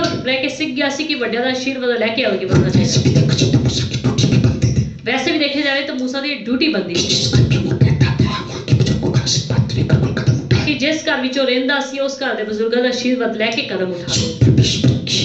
परमेश्वर की बुलाहट के साथ साथ मूसा को ससुर के आशीर्वाद ने पर मूसा के कार्य में दम भर दिया। ਸੋ ਪਰਮੇਸ਼ਰ ਦੀ ਉਸ ਬੁਲਾਹਟ ਦੇ ਅਨੁਸਾਰ ਉਹਦੇ ਸਸੁਰ ਦੇ ਆਸ਼ੀਰਵਾਦ ਦੇ ਨਾਲ मूसा ਨੂੰ ਇਸ ਕਦਮ ਵਿੱਚ ਉੱਚਾ ਉਠਾਇਆ। ये मूसा की जो सफर था उसमें ताकत भर दी। यानी कि ਉਹਦਾ ਜਿਹੜਾ ਕਦਮ ਸੀ ਉਹਦੇ ਵਿੱਚ ਉਸ ਨੂੰ ਤਾਕਤ ਮਿਲ ਗਈ। मूसा के ससुर के घर ठीक है तू जा।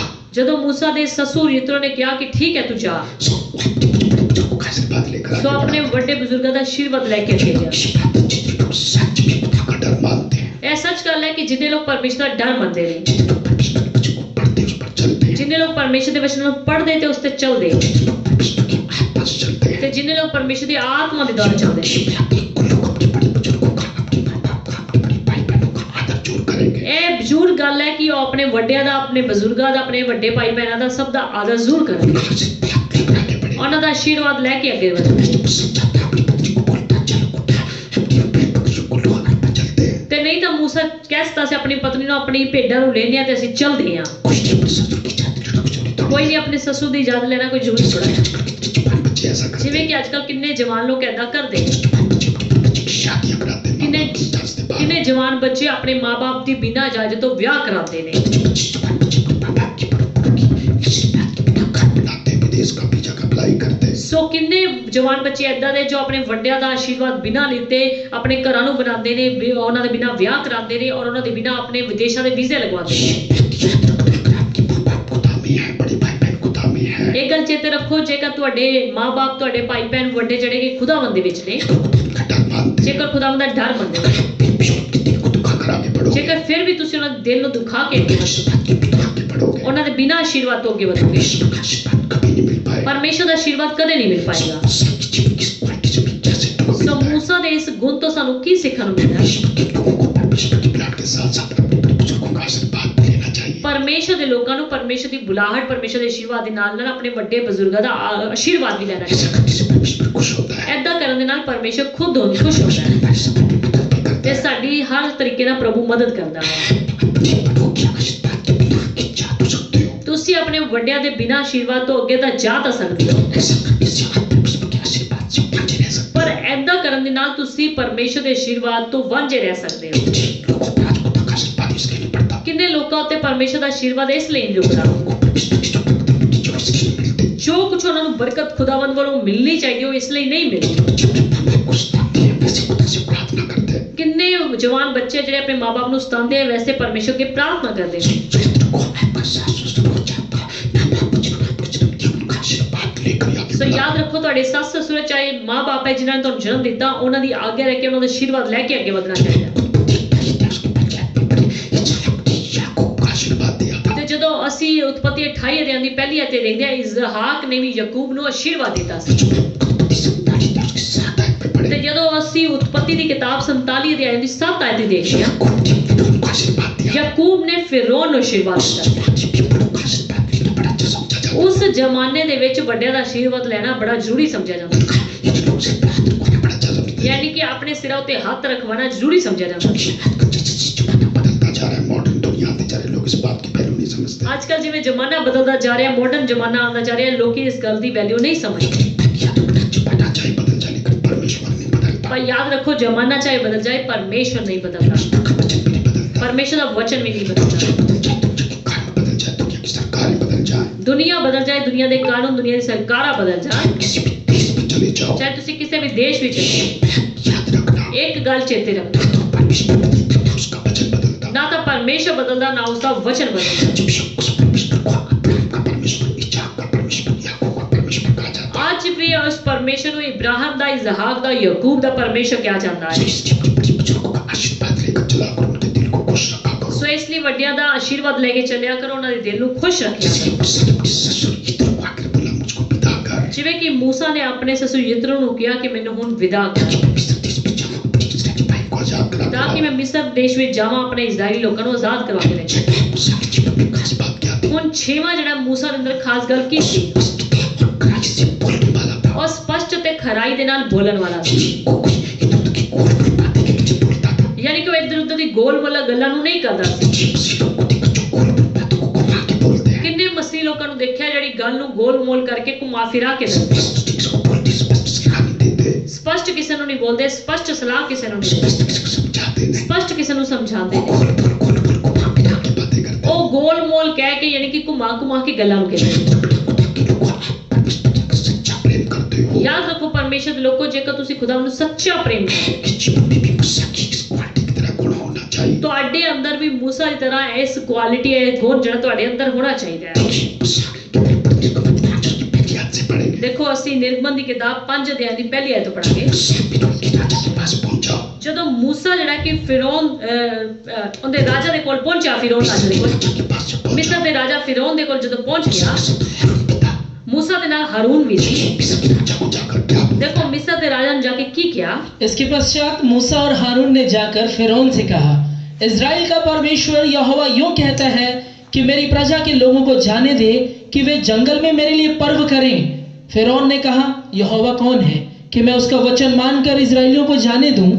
मैं यहोवा को नहीं जानता और मैं इज़राइलियों को नहीं जाने दूंगा। अभी बात है कि मूसा हारून जब फिरौन के राजा के पास पहुंचे पहुंचे, देखो मूसा ते हारून जदों फिरौन राजा दे कोल पहुंच गए, कितना बड़ा काम था किस देश के राजा को जाकर इतनी बात बोलना। कितना वड्डा काम सी किसी दूसरे देश दे राजा नु जाके गल कहना।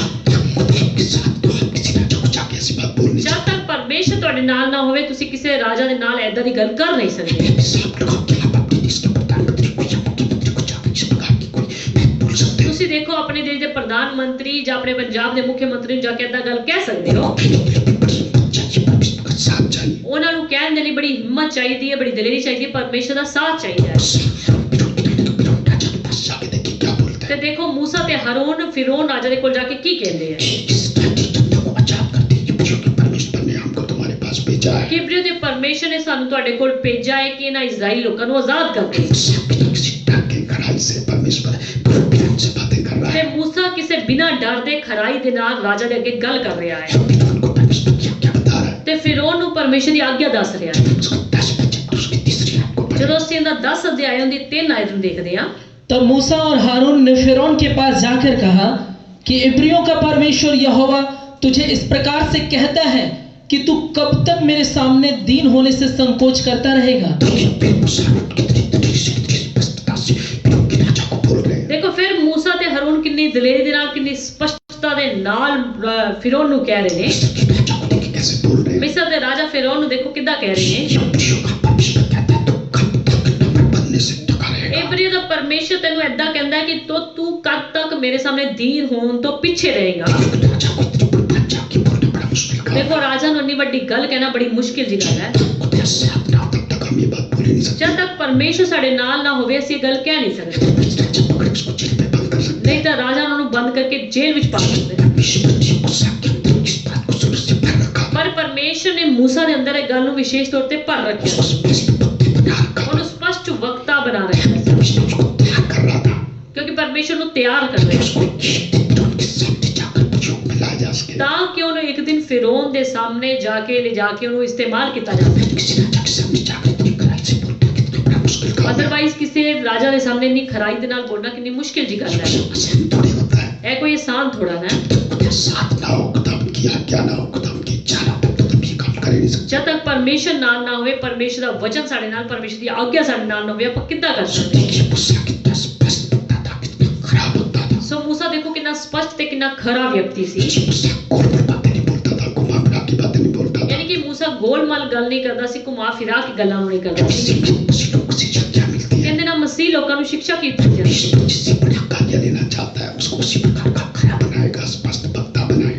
जिस किसी को बड़ा काम लेना चाहता है उन्होंने उस तरीके ਨਾਲ खरा बनाएगा, दलेर बनाएगा, उस तरीके ਨਾਲ स्पष्ट बोलने वाला बनाएगा, उस तरीके ਨਾਲ ਉਹਨੂੰ निर्भय बनाएगा, उस तरीके ਨਾਲ ਉਹਨੂੰ दलेर बनाएगा,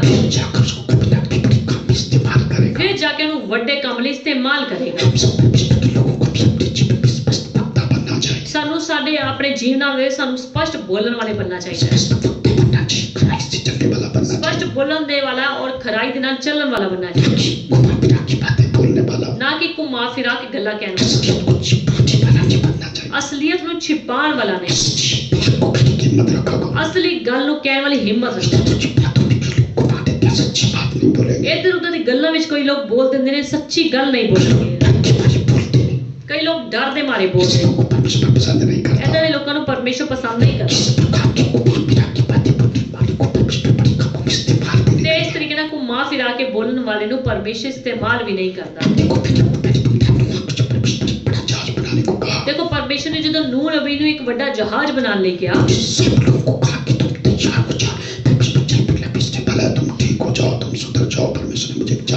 उन्हें सारे नु कहा कि परमेश्वर जल प्रलय करने वाला है, तुसी सुधर जाओ, तुसी ठीक हो जाओ। परमेश्वर ऐदा दा जड़ा कि साडे देश उत्ते कष्ट ले आने वाला है। हो सकदा बड़े लोगों ने उसका मजाक किया, पर नु स्पष्ट बोलने वाला सी, स्पष्ट लोगों ने बोलता सी।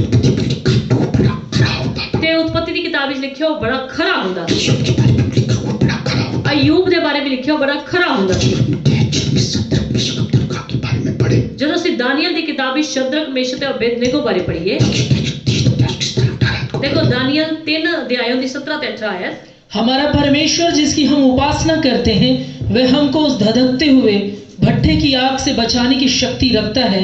वरन हे राजा, वह हमें तेरे हाथ से भी छुड़ा सकता है, परंतु यदि नहीं तो हे राजा, तुझे मालूम हो कि हम लोग तेरे देवता की उपासना नहीं करेंगे और न तेरी खड़ी कराई हुई सोने की मूरत को दंडवत करेंगे। ते ना तेरी खड़ी कराई हुई थी सोने की मूरत ਨੂੰ सजदा करांगे।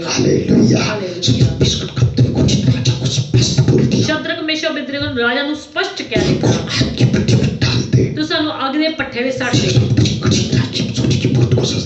पर ਅਸੀਂ तेरी खड़ी कराई हुई मूरत ਨੂੰ कदे भी सजदा नहीं करांगे। ते भी कह दिता कि जिस परमेश्वर की ਅਸੀਂ पूजा करदे हां, उपासना करदे हां, ਸਾਨੂੰ ਇਸ ਧੜਕਦੇ ਹੋਏ अग ਦੀ ਪੱਠੀ ਤੋਂ ਬਚਾ ਸਕਦਾ। बेशक राजा ने अग दे पट्ठे ਵਿੱਚ सट ਦਿੱਤਾ, पर परमेश्वर उन्हां दे नाल सी, उन्हां दी खराई तो खुश सी। परमेश्वर उन्हां ਨੂੰ अग दे पट्ठे ਤੋਂ कटिया। सो सानू मसीह लोकां ਨੂੰ ਨੇ खरे ते ने स्पष्ट बनना चाहिए। मैं अपने जीवन च कोशिश की है, मैं स्पष्टता नाल बोला, खराई दे नाल बोला।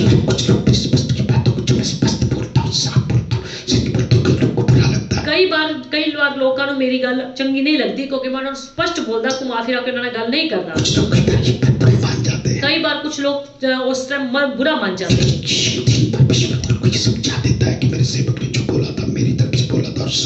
पर एक दिन वो लोग समझ आते हैं कि जो मेरे सेवक ने बोलिया सी वो सही बोलिया सी, मेरे वालों बोलिया। पर मैं कदे इस गल की परवाह नहीं की, मेरे साफ स्पष्ट बोलने दे नाल किसी को कोई दुख लगे या कोई मेरे तो पीछे हट जाए। सो मसीह लोगों सानू सारे में इदां बोलना चाहिए। चाहे तुसी विश्वासी हो, चाहे मसीह दे सेवक हो, तुहानू सारे नू स्पष्ट बोलना चाहिए। हुण सतवां ते लास्ट पॉइंट मूसा दे अंदर की खास गुण सी? मूसा परमेश्वर दी आज्ञा दे नाल चलिया करदा सी। मूसा जिहड़ा कि परमेश्वर दी आज्ञा अनुसार चलिया करदा। जदों असीं निर्गमन 4 अध्याय दी 19 ते 20 आयत विच देखदे, जदों उसने अपने ससुर यित्रो नू कहा कि मैनू हुण विदा कर, और यहोवा ने मिद्यान देश में मूसा से कहा, मिस्र को लौट जा, क्योंकि तेरे जो मनुष्य तेरे प्राण के प्यासे थे वे सब मर गए हैं। परमेश्वर ने मूसा नू की किया? मिस्र नू लौट जा, जिथे मेरी इज़राइली लोकां को आजाद करा। देखो परमेश्वर की खास गल की है, जरा राजा तेरे प्राण दा प्यासा च हुण मर चुकिया, हुण तू उस देश में जा। तब मूसा अपनी पत्नी और बेटों को गधे पर बिठाकर मिस्र देश की ओर परमेश्वर की उस लाठी को हाथ में लिए हुए लौटा। देखो परमेश्वर ने जो मूसा को आज्ञा दी थी, अपनी पत्नी ने अपने बेटे नु लिता ते उस मिस्र वल चल पिया। इन्ना आज्ञाकारी सी ओ। कई लोग जो परमेश्वर कुछ गल कहंदा, वो कहंदे सोचांगे, विचार करांगे, देखांगे। कई लोग कहते हैं अगले हफ्ते रोजा रख के दुआ करें। कई लोग कहते हैं कि सानू भी परमेश्वर बोले तब सत्संग करो। इसका मतलब तुसी परमेश्वर की आज्ञा बारे शक करते हो। देखो मूसा कितना आज्ञाकारी सी परमेश्वर। हो सकता उसकी पत्नी ने कुछ बोलिया होवे, गर्शोम ने कुछ बोलिया होवे, पर वचन नहीं लिखा है कि उन्होंने कुछ बोलिया। सो मूसा ने देखा कि जो परमेश्वर ने किया है वो करना ही है। जब उसे आगे जाके 7 अध्याय की 10 आयत देखिए, मूसा ने परमेश्वर की आज्ञा अनुसार उत्थे जाके फिरौन दे राजा सामने जाके चमत्कार भी किया। तब मूसा और हारून ने फिरौन के पास जाकर यहोवा की आज्ञा के अनुसार किया, और जब हारून ने अपनी लाठी को फिरौन और उसके कर्मचारियों के सामने, यानी कि मूसा ते हारून ने परमेश्वर की आज्ञा अनुसार मिस्र देश में चमत्कार दिखाए। यानी कि अगे दे चैप्टर जो ਅਸੀਂ पढ़ते हैं,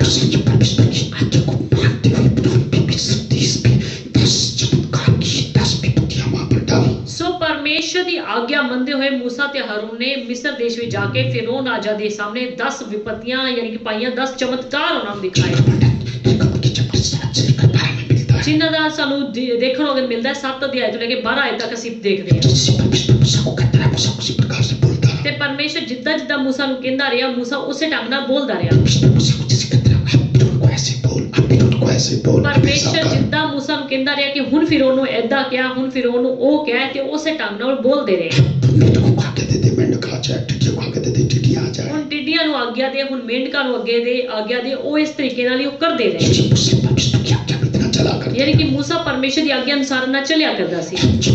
जो मूसा ने मिस्र देश में जाकर परमेश्वर की आज्ञा के अनुसार सब कुछ किया, ਜਦੋਂ ਮੂਸਾ ਨੇ ਪਰਮੇਸ਼ਰ ਦੀ ਆਗਿਆ ਅਨੁਸਾਰ ਅੱਗੇ ਜਾ ਕੇ ਏਦਾਂ ਸਾਰਾ ਕੁਝ ਕੀਤਾ, 10 विपत्तियां परमेश्वर ने डाली। ਜਦੋਂ ਤੇ 10 ਵਿਪत्तियां ਪਰਮੇਸ਼ਰ ने ਪਾਈਆਂ, मिस्र के राजा ने अपने देश से इस्राएलियों को मूसा के पीछे जाने की आज्ञा दी। ਤਦ ਲਾਸਟ ਦੀ ਸਾਰੀ ਵਿਪत्तियां ਸਾਰੇ ਚਮਤਕਾਰ ਦੇਖਦੇ ਹੋਏ ਮਿਸਰ ਦੇ ਰਾਜਾ ਫਿਰੌਨ ਨੇ ਇਜ਼ਰਾਈਲ ਲੋਕਾਂ ਨੂੰ ਮੂਸਾ ਦੇ ਨਾਲ ਜਾਣ ਲਈ ਦਿੱਤਾ। सो इस मूसा की इस खूबी से हमें क्या सीखने को मिलता है? ਸੋ ਮੂਸਾ ਦੀ ਇਸ ਖੂਬੀ ਦੇ ਨਾਲ ਸਾਨੂੰ ਕੀ ਦੇਖਣ ਨੂੰ ਮਿਲਦਾ हमको ਹੈ? भी परमेश्वर की आज्ञा में चलना चाहिए। ਸਾਨੂੰ ਵੀ ਪਰਮੇਸ਼ਰ ਦੀ ਆਗਿਆ ਦੇ ਨਾਲ ਚੱਲਣਾ ਚਾਹੀਦਾ। परमेश्वर की जो आवाज सुनो, परमेश्वर जो कुछ आपको करने को उसको करने में देरी ना करो। ਪਰਮੇਸ਼ਰ ਦੀ ਤੁਸੀਂ ਜਦੋਂ ਆਵਾਜ਼ ਸੁਣੋ, ਪਰਮੇਸ਼ਰ ਤੁਹਾਨੂੰ ਕੁਝ ਕਰਨ ਲਈ ਕਹੇ ਤੇ ਉਸ ਨੂੰ ਸੁਣਨ ਵਿੱਚ ਦੇਰੀ ਨਾ ਕਰੋ। जब आप परमेश्वर की आज्ञा पर शक करते हो, उसमें देरी करते हो, तो परमेश्वर को अच्छा नहीं लगता। ਜਦੋਂ ਤੁਸੀਂ ਪਰਮੇਸ਼ਰ ਦੀ ਗੱਲ ਵਿੱਚ ਸ਼ੱਕ ਕਰਦੇ ਹੋ, ਦੇਰੀ ਕਰਦੇ ਹੋ, ਪਰਮੇਸ਼ਰ ਨੂੰ ਚੰਗਾ ਨਹੀਂ ਲੱਗਦਾ। जब आप परमेश्वर की आज्ञा को पूरा करते हो, परमेश्वर आपकी सहायता करता है, आपके साथ ਤੇ रहता है। ਜਦੋਂ ਤੁਸੀਂ ਪਰਮੇਸ਼ਰ ਦੀ ਆਗਿਆ ਨੂੰ ਪੂਰਾ ਕਰਦੇ ਹੋ, परमेश्वर ਤੁਹਾਡੀ ਮਦਦ ਕਰਦਾ ਹੈ, ਸਹਾਇਤਾ ਕਰਦਾ ਹੈ। जब ये पति को मूसा अगर परमेश्वर की आज्ञा से बोलता था, ਦੇਖੋ ਮੂਸਾ ਜੇਕਰ ਪਰਮੇਸ਼ਰ ਦੀ ਆਗਿਆ ਦੇ ਨਾਲ ਬੋਲਦਾ परमेश्वर भी तो उसके साथ रहता था। ਤਾਂ ਪਰਮੇਸ਼ਰ ਵੀ ਉਹਦੇ ਨਾਲ ਤਾਂ ਰਹਿੰਦਾ ਸੀ ਨਾ।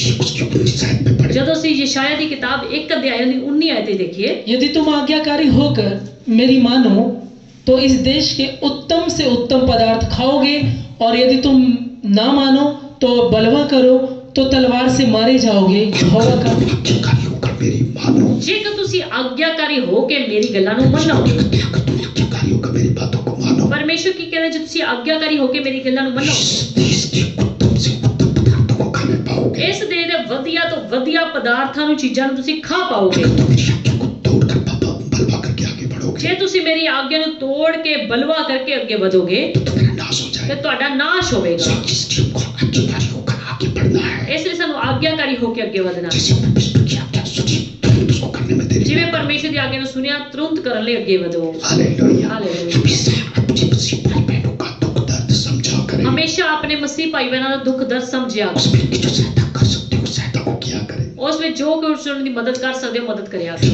याद रखना, वचन में रहकर मदद करनी है। ਪਰ ਯਾਦ ਰੱਖੋ, ਵਚਨ ਵਿੱਚ ਰਹਿ ਕੇ ਮਦਦ ਕਰੋ। किसी की भी अपनों की चाहत के वचन को तोड़कर मदद नहीं करना। ਕਿਸੇ ਦੀ ਵੀ ਕਰਨੀ, ਆਪਣਿਆਂ ਦੀ ਪਰਾਇਆਂ ਦੀ ਵਚਨ ਤੋੜ ਕੇ ਮਦਦ ਨਹੀਂ ਕਰਨਾ। हमेशा परमेश्वर की आवाज को बारीकी से समझने की कोशिश ਤੇ किया। ਹਮੇਸ਼ਾ ਪਰਮੇਸ਼ਰ ਦੀ ਆਵਾਜ਼ ਨੂੰ ਬਰੀਕੀ ਨਾਲ ਸਮਝਣ ਦੀ ਕੋਸ਼ਿਸ਼ ਕਰਿਆ। परमेश्वर की आवाज को समझने की आदत पालोगे, ਜਿੰਨਾ ਪਰਮੇਸ਼ਰ ਦੀ ਆਵਾਜ਼ ਨੂੰ ਸਮਝਣ ਦੀ ਆਦਤ ਪਾ ਲਓ, तो परमेश्वर आपको दर्शन देकर आपसे बातें किया करें। ਉਹਨਾਂ परमेश्वर ਤੁਹਾਨੂੰ ਦਰਸ਼ਨ ਦੇ ਕੇ ਅੱਗੇ ਵਧੇਗਾ। परमेश्वर बातें उनसे करना चाहते जो उसकी बात को समझते हैं। ਪਰਮੇਸ਼ਰ ਗੱਲਾਂ ਹੀ ਉਹਨਾਂ ਨਾਲ ਕਰਨਾ ਚਾਹੁੰਦੇ ਜਿਹੜੇ ਉਸ ਦੀ ਸਮਝਦੇ ਨੇ। परमेश्वर की बात को समझने में लापरवाही करते ਜਿਹੜੇ हैं। ਪਰਮੇਸ਼ਰ ਦੀ ਆਵਾਜ਼ ਸਮਝਣ ਵਿੱਚ ਲਾਪਰਵਾਹੀ ਵਰਤਦੇ ਨੇ। परमेश्वर उनसे बातें नहीं करना चाहते। ਪਰਮੇਸ਼ਰ ਉਹਨਾਂ ਨਾਲ ਗੱਲਬਾਤ ਨਹੀਂ ਕਰਨਾ परमेश्वर ਚਾਹੁੰਦਾ। कहते हैं, मेरी बात को समझता नहीं, मेरी बात को लापरवाही में उड़ा देता है। ਪਰਮੇਸ਼ਰ ਸਮਝਦਾ ਹੈ ਕਿ ਮੇਰੀ ਆਵਾਜ਼ ਨੂੰ ਸਮਝ ਨਹੀਂ ਰਿਹਾ ਤੇ ਮੇਰੀ ਗੱਲਾਂ ਨੂੰ ਏਦਾਂ ਹੀ ਉਡਾ ਦਿੰਦਾ ਹੈ। सो अपने को इतना दीन नम्र बनाकर चला करो। ਸੋ ਆਪਣੇ ਆਪ ਨੂੰ ਇੰਨਾ ਦੀਨ ਤੇ ਨਮਰ ਬਣਾ ਕੇ ਚੱਲਿਆ। परमेश्वर की नजरों में दीन नम्र व्यक्ति की वैल्यू बहुत होती है। ਪਰਮੇਸ਼ਰ ਦੀ ਨਜ਼ਰਾਂ ਵਿੱਚ ਦੀਨ ਇਨਸਾਨ ਦੀ, ਨਮਰ ਇਨਸਾਨ ਦੀ ਵੈਲਿਊ ਬਹੁਤ जैसे ਹੁੰਦੀ ਹੈ। मूसा की दीनता से परमेश्वर कितना खुश हुआ। ਜਿਵੇਂ मूसा ਦੀ ਦੀਨਤਾ ਦੇ ਨਾਲ ਪਰਮੇਸ਼ਰ ਕਿੰਨਾ ਖੁਸ਼ ਹੋਇਆ। मूसा का गला कितना भी खराब क्यों ना मूसा ਦਾ ਗਲਾ ਬੇਸ਼ੱਕ ਕਿੰਨਾ ਵੀ ਖਰਾਬ ਕਿਉਂ ਨਹੀਂ ਸੀ, फिर भी परमेश्वर ने उसको मिस्र देश में भेजा। ਫਿਰ ਵੀ ਪਰਮੇਸ਼ਰ ਨੇ ਉਸ ਨੂੰ ਮਿਸਰ ਦੇਸ਼ ਵਿੱਚ ਭੇਜਿਆ अपनी प्रजा को इस आजाद कराने में ਤੇ ਆਪਣੀ ਪ੍ਰਜਾ ਨੂੰ ਆਜ਼ਾਦ ਕਰਾਉਣ ਚ ਇਸਤੇਮਾਲ ਕੀਤਾ। अक्सर दुनिया के लोगों की बात मैं कोई बात बताता हूँ। ਅਕਸਰ ਦੁਨੀਆ ਦੇ ਲੋਕਾਂ ਦੀ ਗੱਲ ਮੈਂ ਤੁਹਾਨੂੰ ਦੱਸਦਾ ਵਾਂ। दुनिया के लोग बड़ा काम करवाना किसी से चाहते हैं। ਜਦੋਂ ਦੁਨੀਆ ਦੇ ਲੋਕ ਕਿਸੇ ਤੋਂ ਵੱਡਾ ਕੋਈ ਕੰਮ ਕਰਵਾਉਣਾ ਚਾਹੁੰਦੇ वो ਹੈ क्या करेंगे, किसी बड़ी योग्य व्यक्ति को चुनेंगे, ਤੇ ਉਹ ਕੀ ਕਰਦੇ, ਕਿਸੇ ਵੱਡੇ ਇਨਸਾਨ, ਯੋਗ ਇਨਸਾਨ ਨੂੰ, ਪੜ੍ਹੇ लड़के को चुनेंगे, ਲਿਖੇ ਨੂੰ ਚੁਣਨਗੇ। किसी तकड़े वक्ता को चुनेंगे जिसका गला बड़ा तकड़ा हो, ਕਿਸੇ ਤਕੜੇ ਵਕਤਾਂ ਨੂੰ ਜਿਹਦਾ ਗਲਾ ਬਹੁਤ ਸੋਹਣਾ ਹੋਵੇ जिसकी बैकग्राउंड बड़ी अच्छी हो, ਤੇ ਜਿਹਦੀ ਬੈਕਗ੍ਰਾਉਂਡ ਬੜੀ ਵਧੀਆ ਹੋਵੇ, उसको चुनते हैं। ਉਹਨੂੰ ਚੁਣਦੇ ਨੇ। लेकिन परमेश्वर का सिस्टम कुछ अलग है। ਪਰ ਪਰਮੇਸ਼ਰ ਦਾ ਸਿਸਟਮ ਕੁਝ ਅਲੱਗ ਹੈ। परमेश्वर अपना से बड़ा कार्य करवाना हो, ਪਰਮੇਸ਼ਰ ਆਪਣਾ ਵੱਡਾ ਤੋਂ ਵੱਡਾ ਚਾਰੇ ਕੰਮ ਜਿਸੇ ਤੋਂ ਕਰਵਾਣਾ ਹੋਵੇ, सबसे अयोग्य व्यक्ति को चुनता है। ਉਹ ਸਭ ਤੋਂ ਅਯੋਗ ਵਿਅਕਤੀ ਨੂੰ ਇਨਸਾਨ ਨੂੰ ਚੁਣਦਾ असमर्थ व्यक्ति को चुनता है। ਹੈ, ਅਸਮਰਥ ਵਿਅਕਤੀ ਨੂੰ ਚੁਣਦਾ जो ਹੈ। व्यक्ति अपने को तुच्छ समझता है, जिसको दुनिया तुच्छ समझती है, ਜਿਹੜਾ ਇਨਸਾਨ ਆਪਣੇ ਆਪ ਨੂੰ ਛੋਟਾ ਸਮਝਦਾ ਹੈ, ਦੁਨੀਆ ਉਸ ਨੂੰ ਛੋਟਾ ਸਮਝਦੀ उस व्यक्ति को परमेश्वर चुनता है। ਹੈ, उस इंसान ਨੂੰ परमेश्वर चुनता है। जैसे मूसा का जैसा गला था, हो सकता है बहुत से लोग उसको अच्छा ना समझते जिवें मूसा ਦਾ गला ठीक नहीं सी, हो सकता बहुत सारे लोग ਉਹਨੂੰ ठीक ना समझ, परमेश्वर ने उसको ठीक समझा। पर परमेश्वर ने ਉਹਨੂੰ ठीक समझा। जो लोग परमेश्वर जिन अयोग्य लोगों को चुनता है, उनका पूरा ध्यान परमेश्वर पर निर्भर रहता है। क्योंकि जो लोग अपने आप ਨੂੰ ਅਯੋग्य ਸਮਝਦੇ ਉਹਨਾਂ ਦਾ ਪੂਰਾ ਧਿਆਨ ਪਰਮੇਸ਼ਰ ਵੱਲ ਲੱਗਿਆ ਰਹਿੰਦਾ ਹੈ। ये बात देखी जाती है, ਅਕਸਰ ਇੱਕ ਗੱਲ ਹੋਰ ਦੇਖੀ ਜਾਂਦੀ ਹੈ, कुछ लोगों की परमेश्वर का काम करने की योग्यता तो होती है, ਕੁਝ ਇਨਸਾਨਾਂ ਦੇ ਵਿੱਚ ਪਰਮੇਸ਼ਰ ਦਾ ਕੰਮ ਕਰਨ ਲਈ ਯੋਗਤਾ ਤਾਂ ਹੁੰਦੀ ਹੈ, मगर वो परमेश्वर का काम करके आगे नहीं आते। ਪਰ ਪਰਮੇਸ਼ਰ ਦੇ ਕੰਮਾਂ ਲਈ ਅੱਗੇ ਨਹੀਂ ਆਉਂਦੇ। जो पढ़े लिखे बच्चे दिखाई बड़ी योग्यता रखते हैं, बड़े पढ़े लिखे हैं, बड़ी अच्छी बुद्धि रखते हैं, लेकिन वो परमेश्वर के काम के लिए आगे नहीं आते। ਕਿੰਨੇ ਚੰਗੇ ਪੜ੍ਹੇ ਲਿਖੇ ਬੱਚਿਆਂ ਨੂੰ ਦੇਖਿਆ, ਕਿੰਨੀ ਯੋਗਤਾ ਪਾਏ ਹੋਏ, ਕਿੰਨੇ ਗੁਨਾਹ ਵਾਲੇ ਬੱਚਿਆਂ ਨੂੰ ਦੇਖਿਆ, ਪਰ ਪਰਮੇਸ਼ਰ ਦੇ ਕੰਮਾਂ ਲਈ ਅੱਗੇ ਨਹੀਂ ਆਉਂਦੇ। अमीर लोगों को देखा, पढ़े लिखे लोगों को देखा, चर्च में आते, लेकिन परमेश्वर के काम के लिए आगे नहीं आते। ਕਿੰਨੇ ਅਮੀਰ ਲੋਕ, ਕਿੰਨੇ ਪੜ੍ਹੇ ਲਿਖੇ ਲੋਕਾਂ ਨੂੰ ਦੇਖਿਆ, ਚਰਚ ਵਿੱਚ ਤਾਂ ਆ ਜਾਂਦੇ ਨੇ, ਪਰ ਪਰਮੇਸ਼ਰ ਦੇ ਕੰਮ ਕਰਨ ਲਈ ਅੱਗੇ ਨਹੀਂ ਆਉਂਦੇ। लेकिन दूसरी ओर कुछ लोग ऐसे होते हैं जिनके अंदर परमेश्वर का काम करने की योग्यता तो होती है, ਪਰ ਦੂਸਰੀ ਤਰਫ ਏਦਾਂ ਦੇ ਲੋਕਾਂ ਨੂੰ ਦੇਖਿਆ ਜਿਨ੍ਹਾਂ ਦੇ ਅੰਦਰ ਪਰਮੇਸ਼ਰ ਦੇ ਕੰਮ ਕਰਨ ਲਈ ਕੋਈ ਯੋਗਤਾ ਨਹੀਂ ਹੁੰਦੀ, लेकिन वो परमेश्वर के काम को करके आगे रहते ਪਰ हैं। ਉਹ ਪਰਮੇਸ਼ਰ ਦੇ ਕੰਮਾਂ ਲਈ ਅੱਗੇ ਰਹਿੰਦੇ ਨੇ। परमेश्वर ऐसे लोगों को चुनता भी है ਪਰਮੇਸ਼ਰ ਏਦਾਂ ਦੇ ਲੋਕਾਂ ਨੂੰ ਚੁਣਦਾ ਵੀ जो ਹੈ, अपनी इच्छा रखते हैं, परमेश्वर की इच्छा दिखाते हैं, जो परमेश्वर के काम के लिए तैयार रहते हैं। ਜਿਹੜੇ ਆਪਣੀ ਇੱਛਾ ਪਰਮੇਸ਼ਰ ਨੂੰ ਦਿਖਾਉਂਦੇ ਆ, ਅੰਦਰ ਆਪਣੇ ਭਾਵਨਾ ਰੱਖਦੇ ਆ, ਇੱਛਾ ਰੱਖਦੇ ਆ। देखो मूसा भी जब कभी का कमजोर था, उसकी आवाज बदली थी, ਦੇਖੋ मूसा ਚਾਹੇ ਗਲੇ ਦਾ ਕਮਜ਼ੋਰ ਸੀ, ਉਹਦੀ ਆਵਾਜ਼ ਭੱਦੀ ਸੀ, परमेश्वर के काम के लिए आगे करता था। ਪਰ ਉਹ ਪਰਮੇਸ਼ਰ ਦੇ ਕੰਮ ਲਈ ਅਣਖ ਰੱਖਦਾ ਸੀ। उसका दिल, दिमाग, उसकी सोच, उसका विचार परमेश्वर को पसंद थे, ਉਸ ਦਾ ਦਿਲ, ਦਿਮਾਗ, ਉਸਦੀ ਸੋਚ, ਵਿਚਾਰ ਪਰਮੇਸ਼ਰ ਨੂੰ ਚੰਗੀ ਲੱਗੀ, इसलिए परमेश्वर ने उसको चुना। ਇਸ ਲਈ ਪਰਮੇਸ਼ਰ ਨੇ ਉਹਨੂੰ मैं ਚੁਣਿਆ। जिस बार बताता हूँ कितनी धार्मिक स्थान पे ज्यादातर सेवा करते हैं, जो कुछ लोगों को देखा होगा, ਤੁਸੀਂ ਧਾਰਮਿਕ ਸਥਾਨਾਂ ਵਿੱਚ ਸੇਵਾ ਕਰਦੇ ਹੋਏ ਉਹਨਾਂ ਲੋਕਾਂ ਨੂੰ ਜ਼ਿਆਦਾ ਦੇਖਿਆ ਹੋਵੇਗਾ, मंदिर हो, मस्जिद हो, चर्च हो, गुरुद्वारा हो, जो कुछ लोगों को ज्यादा देखा होगा। ਚਾਹੇ ਉਹ ਧਾਰਮਿਕ ਸਥਾਨ, ਚਾਹੇ ਉਹ ਮੰਦਿਰ ਹੋਵੇ, ਮਸਜਿਦ ਹੋਵੇ, ਗੁਰਦੁਆਰਾ ਹੋਵੇ, ਚਾਹੇ ਚਰਚ ਹੋਵੇ, ਤੁਸੀਂ ਏਦਾਂ ਦੇ ਲੋਕਾਂ ਨੂੰ ਜ਼ਿਆਦਾ ਸੇਵਾ ਕਰਦੇ ਹੋਏ ਦੇਖਿਆ ਹੋਵੇਗਾ, जो अनपढ़ या कम पढ़े लिखे होते हैं, ਜਾਂ ਜਿਹੜੇ ਘੱਟ ਪੜ੍ਹੇ ਲਿਖੇ ਜਾਂ ਅਨਪੜ੍ਹ ਹੁੰਦੇ ਨੇ। जैसे कि चर्च में लंगर की सेवा होती है, बर्तन सेवा होता है, झाड़ू पोछे की सेवा होती ਜਿਵੇਂ है, ਚਰਚ ਵਿੱਚ ਲੰਗਰ ਦੀ ਸੇਵਾ ਹੁੰਦੀ ਹੈ, ਬਰਤਨ ਦੀ ਸੇਵਾ ਹੁੰਦੀ ਹੈ, ਝਾੜੂ ਪੋਚੇ ਦੀ ਸੇਵਾ ਹੁੰਦੀ वॉलंटियर की सेवा ਹੈ, होती ਜਾਂ ਵਲੰਟੀਅਰ ਦੀ ਸੇਵਾ ਹੁੰਦੀ है। ज्यादातर अनपढ़ लिखे या अनपढ़ लोगों को ज्यादा देखा ਹੈ। होगा, ਤੁਸੀਂ ਜ਼ਿਆਦਾतर ਘੱਟ ਪੜ੍ਹੇ ਲਿਖੇ ਲੋਕਾਂ ਨੂੰ ਜਾਂ ਅਨਪੜ੍ਹ ਲੋਕਾਂ ਨੂੰ ਜ਼ਿਆਦਾ ਦੇਖਿਆ। कहने का मतलब ये नहीं कि पढ़े लिखे लोग होते नहीं, ਮੇਰਾ ਕਹਿਣ ਦਾ ਮਤਲਬ ਇਹ ਨਹੀਂ ਕਿ ਪੜ੍ਹੇ ਲਿਖੇ ਲੋਕ ਹੁੰਦੇ ਨੇ। लेकिन होते हैं जो अच्छे खुदा का डर मानते हैं, खुदा के वचन पर चलते हैं, वो पढ़े लिखे बच्चे भी आगे आते हैं। ਪੜ੍ਹੇ ਲਿਖੇ ਲੋਕ ਵੀ ਹੁੰਦੇ ਨੇ, ਜਿਹੜੇ ਪੜ੍ਹੇ ਲਿਖੇ ਜ਼ਿਆਦਾ ਹੁੰਦੇ ਨੇ, ਇੱਕ ਯੋਗਤਾ ਵਾਲੇ ਲੋਕ ਹੁੰਦੇ, ਉਹ ਵੀ ਲੋਕ ਅੱਗੇ ਹੁੰਦੇ ਨੇ। जिससे फिर भी ज्यादा अमीर लोगों को, ज्यादा पढ़े लिखे लोगों को कम देखा होगा। ਪਰ ਜ਼ਿਆਦਾਤਰ ਸੇਵਾ ਵਿੱਚ ਤੁਸੀਂ ਘੱਟ ਪੜ੍ਹੇ ਲਿਖੇ ਲੋਕਾਂ ਨੂੰ ਜਾਂ ਅਮੀਰ ਲੋਕਾਂ ਨੂੰ, ਗਰੀਬ ਲੋਕਾਂ ਨੂੰ ਦੇਖਿਆ ਹੋਵੇਗਾ। ज्यादातर से फिर भी अमीर या ज्यादा पढ़े लिखे लोगों को कम देखा होगा। ਤੁਸੀਂ ਸੇਵਾ ਦੇ ਵਿੱਚ ਪ੍ਰਭੂ ਦੀ ਸੇਵਾ ਕਰਦੇ ਹੋਏ ਅਮੀਰ ਲੋਕਾਂ ਨੂੰ ਜਾਂ ਘੱਟ ਪੜ੍ਹੇ ਲੋਕ, ਜ਼ਿਆਦਾ ਪੜ੍ਹੇ ਲਿਖੇ ਹੋਏ ਲੋਕਾਂ ਨੂੰ ਘੱਟ ਦੇਖਿਆ ਹੋਵੇਗਾ, क्योंकि वो अपनी दुनियावी योग्यता का घमंड रखते हैं, ਕਿਉਂਕਿ ਉਹ ਆਪਣੀ ਦੁਨਿਆਵੀ ਯੋਗਤਾ ਦਾ ਜ਼ਿਆਦਾ ਘਮੰਡ ਹੈ, दौलत का घमंड रखते हैं, ਧਨ ਦੌਲਤ ਦਾ ਘਮੰਡ जो ਰੱਖਦੇ परमेश्वर काम को लेके आते ਤੇ हैं। ਪਰਮੇਸ਼ਰ ਦੇ ਕੰਮਾਂ ਲਈ ਅੱਗੇ ਨਹੀਂ ਆਉਂਦੇ। पढ़ा लिखा है, बड़ी चीजों ठीक करता है, बड़ा अच्छा नसीब है, वो जरूर कदम अपनी शर्म महसूस करेगा। ਸੋ ਜਿਹੜੇ ਜ਼ਿਆਦਾ ਪੜ੍ਹੇ ਲਿਖੇ ਨੇ, ਜ਼ਿਆਦਾ ਅਮੀਰ ਘਰਾਣੇ ਦੇ ਨੇ, ਉਹ ਜਿਹੜੀ ਜ਼ਿਆਦਾ ਯੋਗਤਾ ਰੱਖਦੇ, ਉਹ ਛੋਟਾ ਕੰਮ ਕਰਨ ਵਿੱਚ ਆਪਣੀ ਸ਼ਰਮ ਮਹਿਸੂਸ ਕਰਨਗੇ। कि मैं बर्तन क्यों साफ करूं, झाड़ू पोछा क्यों लगाऊं। ਉਹ ਕਹਿਣਗੇ ਮੈਂ ਬਰਤਨ ਸਾਫ਼ ਕਿਉਂ ਕਰਾਂ, ਮੈਂ ਝਾੜੂ ਪੋਚਾ ਕਿਉਂ ਲਗਾਵਾਂ। सच्ची बात तो ये परमेश्वर का घमंड लोगों का ऐसा चुनता भी नहीं। ਤੇ ਸੱਚੀ ਗੱਲ ਹੈ ਕਿ ਪਰਮੇਸ਼ਰ ਏਦਾਂ ਦੇ ਘਮੰਡੀ ਲੋਕਾਂ ਨੂੰ ਚੁਣਦਾ ਵੀ ਨਹੀਂ ਹੈ। परमेश्वर को सब पता है मेरी सेवा कौन कर सकता है, कौन नहीं कर सकता। ਪਰਮੇਸ਼ਰ ਨੂੰ ਸਭ ਪਤਾ ਹੈ ਕਿ ਮੇਰੀ ਸੇਵਾ ਕੌਣ ਕਰ ਸਕਦਾ ਹੈ, ਕੌਣ ਨਹੀਂ ਕਰ जो ਸਕਦਾ। घट पढ़ लिखे या अनपढ़ लोग होते हैं, या जो कुछ ऐसी चीजों में खुदा का डर होता है, परमेश्वर की सेवा करने में उनको कोई हिचकिचाहट नहीं होती। ਸੋ ਜਿਹੜੇ ਘੱਟ ਪੜ੍ਹੇ ਲਿਖੇ ਲੋਕ ਹੁੰਦੇ ਨੇ ਜਾਂ ਨਾਰਮਲ ਫੈਮਿਲੀ ਵਿੱਚੋਂ ਹੁੰਦੇ ਨੇ, ਉਹਨਾਂ ਨੂੰ ਪਰਮੇਸ਼ਰ ਦੀ ਸੇਵਾ ਕਰਦੇ, ਛੋਟਾ ਕੰਮ ਕਰਦੇ ਕੋਈ ਵੀ ਸ਼ਰਮ ਨਹੀਂ ਆਉਂਦੀ। देखो मूसा 40 साल तक मिस्री महल में उसका पालन पोषण ਦੇਖੋ हुआ। ਮੂਸਾ ਦਾ ਜਿਹੜਾ ਕਿ 40 ਸਾਲ ਤੱਕ, ਲਗਭਗ 40 ਸਾਲਾਂ ਤੱਕ ਜਿਹੜਾ ਕਿ ਉਹਦਾ ਜਿਹੜਾ ਪਾਲਣ ਪੋਸ਼ਣ ਮਿਸਰ ਵਿੱਚ ਹੋਇਆ, यानी ये तो बड़े घराने में हुआ। ਯਾਨੀ ਕਿ ਇੱਕ ਤਕੜੇ ਘਰਾਣੇ ਵਿੱਚ ਮਹਿਲ ਵਿੱਚ होया।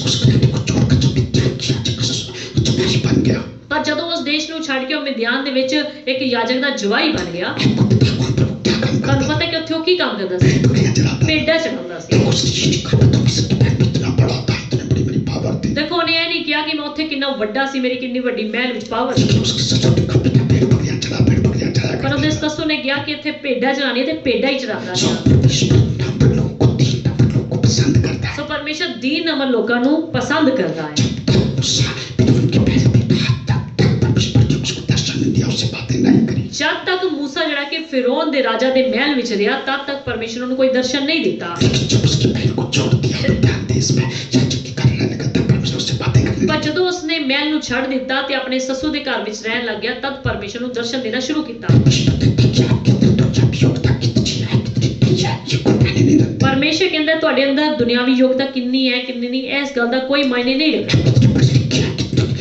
कितने खूबसूरत है इस बात की परमेश्वर की कोई वैल्यू ਤੁਸੀਂ नहीं। ਕਿੰਨੇ ਕੋ ਪੜ੍ਹੇ ਲਿਖੇ ਹੋ, ਕਿੰਨੇ ਕੋ ਅਮੀਰ ਹੋ, ਕਿੰਨੇ ਕੋ ਖੂਬਸੂਰਤ ਹੋ, ਪਰਮੇਸ਼ਰ ਦੇ ਸਾਹਮਣੇ ਇਸ ਚੀਜ਼ ਦੀ ਕੋਈ ਵੈਲਿਊ ਨਹੀਂ। क्या बात परमेश्वर के सामने क्या है? ਮੇਨ ਗੱਲ ਪਰਮੇਸ਼ਰ ਦੇ ਅੱਗੇ ਕੀ ਹੈ? आप परमेश्वर के कार्य करने की कैसा दिल रखते हो, ਤੁਸੀਂ ਪਰਮੇਸ਼ਰ ਦਾ ਕੰਮ ਕਰਨ ਲਈ ਕਿੱਦਾਂ ਦਾ ਦਿਲ ਰੱਖਦੇ कैसी ਹੋ, सोच रखते हो, ਕਿੱਦਾਂ ਦੀ ਸੋਚ कैसी ਰੱਖਦੇ इच्छा ਹੋ, रखते हो, ਕਿੱਦਾਂ ਦੀ ਇੱਛਾ ਰੱਖਦੇ कैसी ਹੋ, आनंद रखते ਕਿੱਦਾਂ ਦੀ ਅਣਖ हो। ਰੱਖਦੇ उससे कितना परमेश्वर के काम करने की आनंद है। ਹੋ। ਮੂਸਾ ਦੇ ਅੰਦਰ ਪਰਮੇਸ਼ਰ ਦੇ ਕੰਮ ਕਰਨ ਲਈ ਏਦਾਂ ਦੀ ਅਣਖ ਸੀ, इसलिए खुदा ने इसको चुना। ਇਸ ਲਈ ਪਰਮੇਸ਼ਰ ਨੇ ਉਸ ਨੂੰ ਚੁਣਿਆ।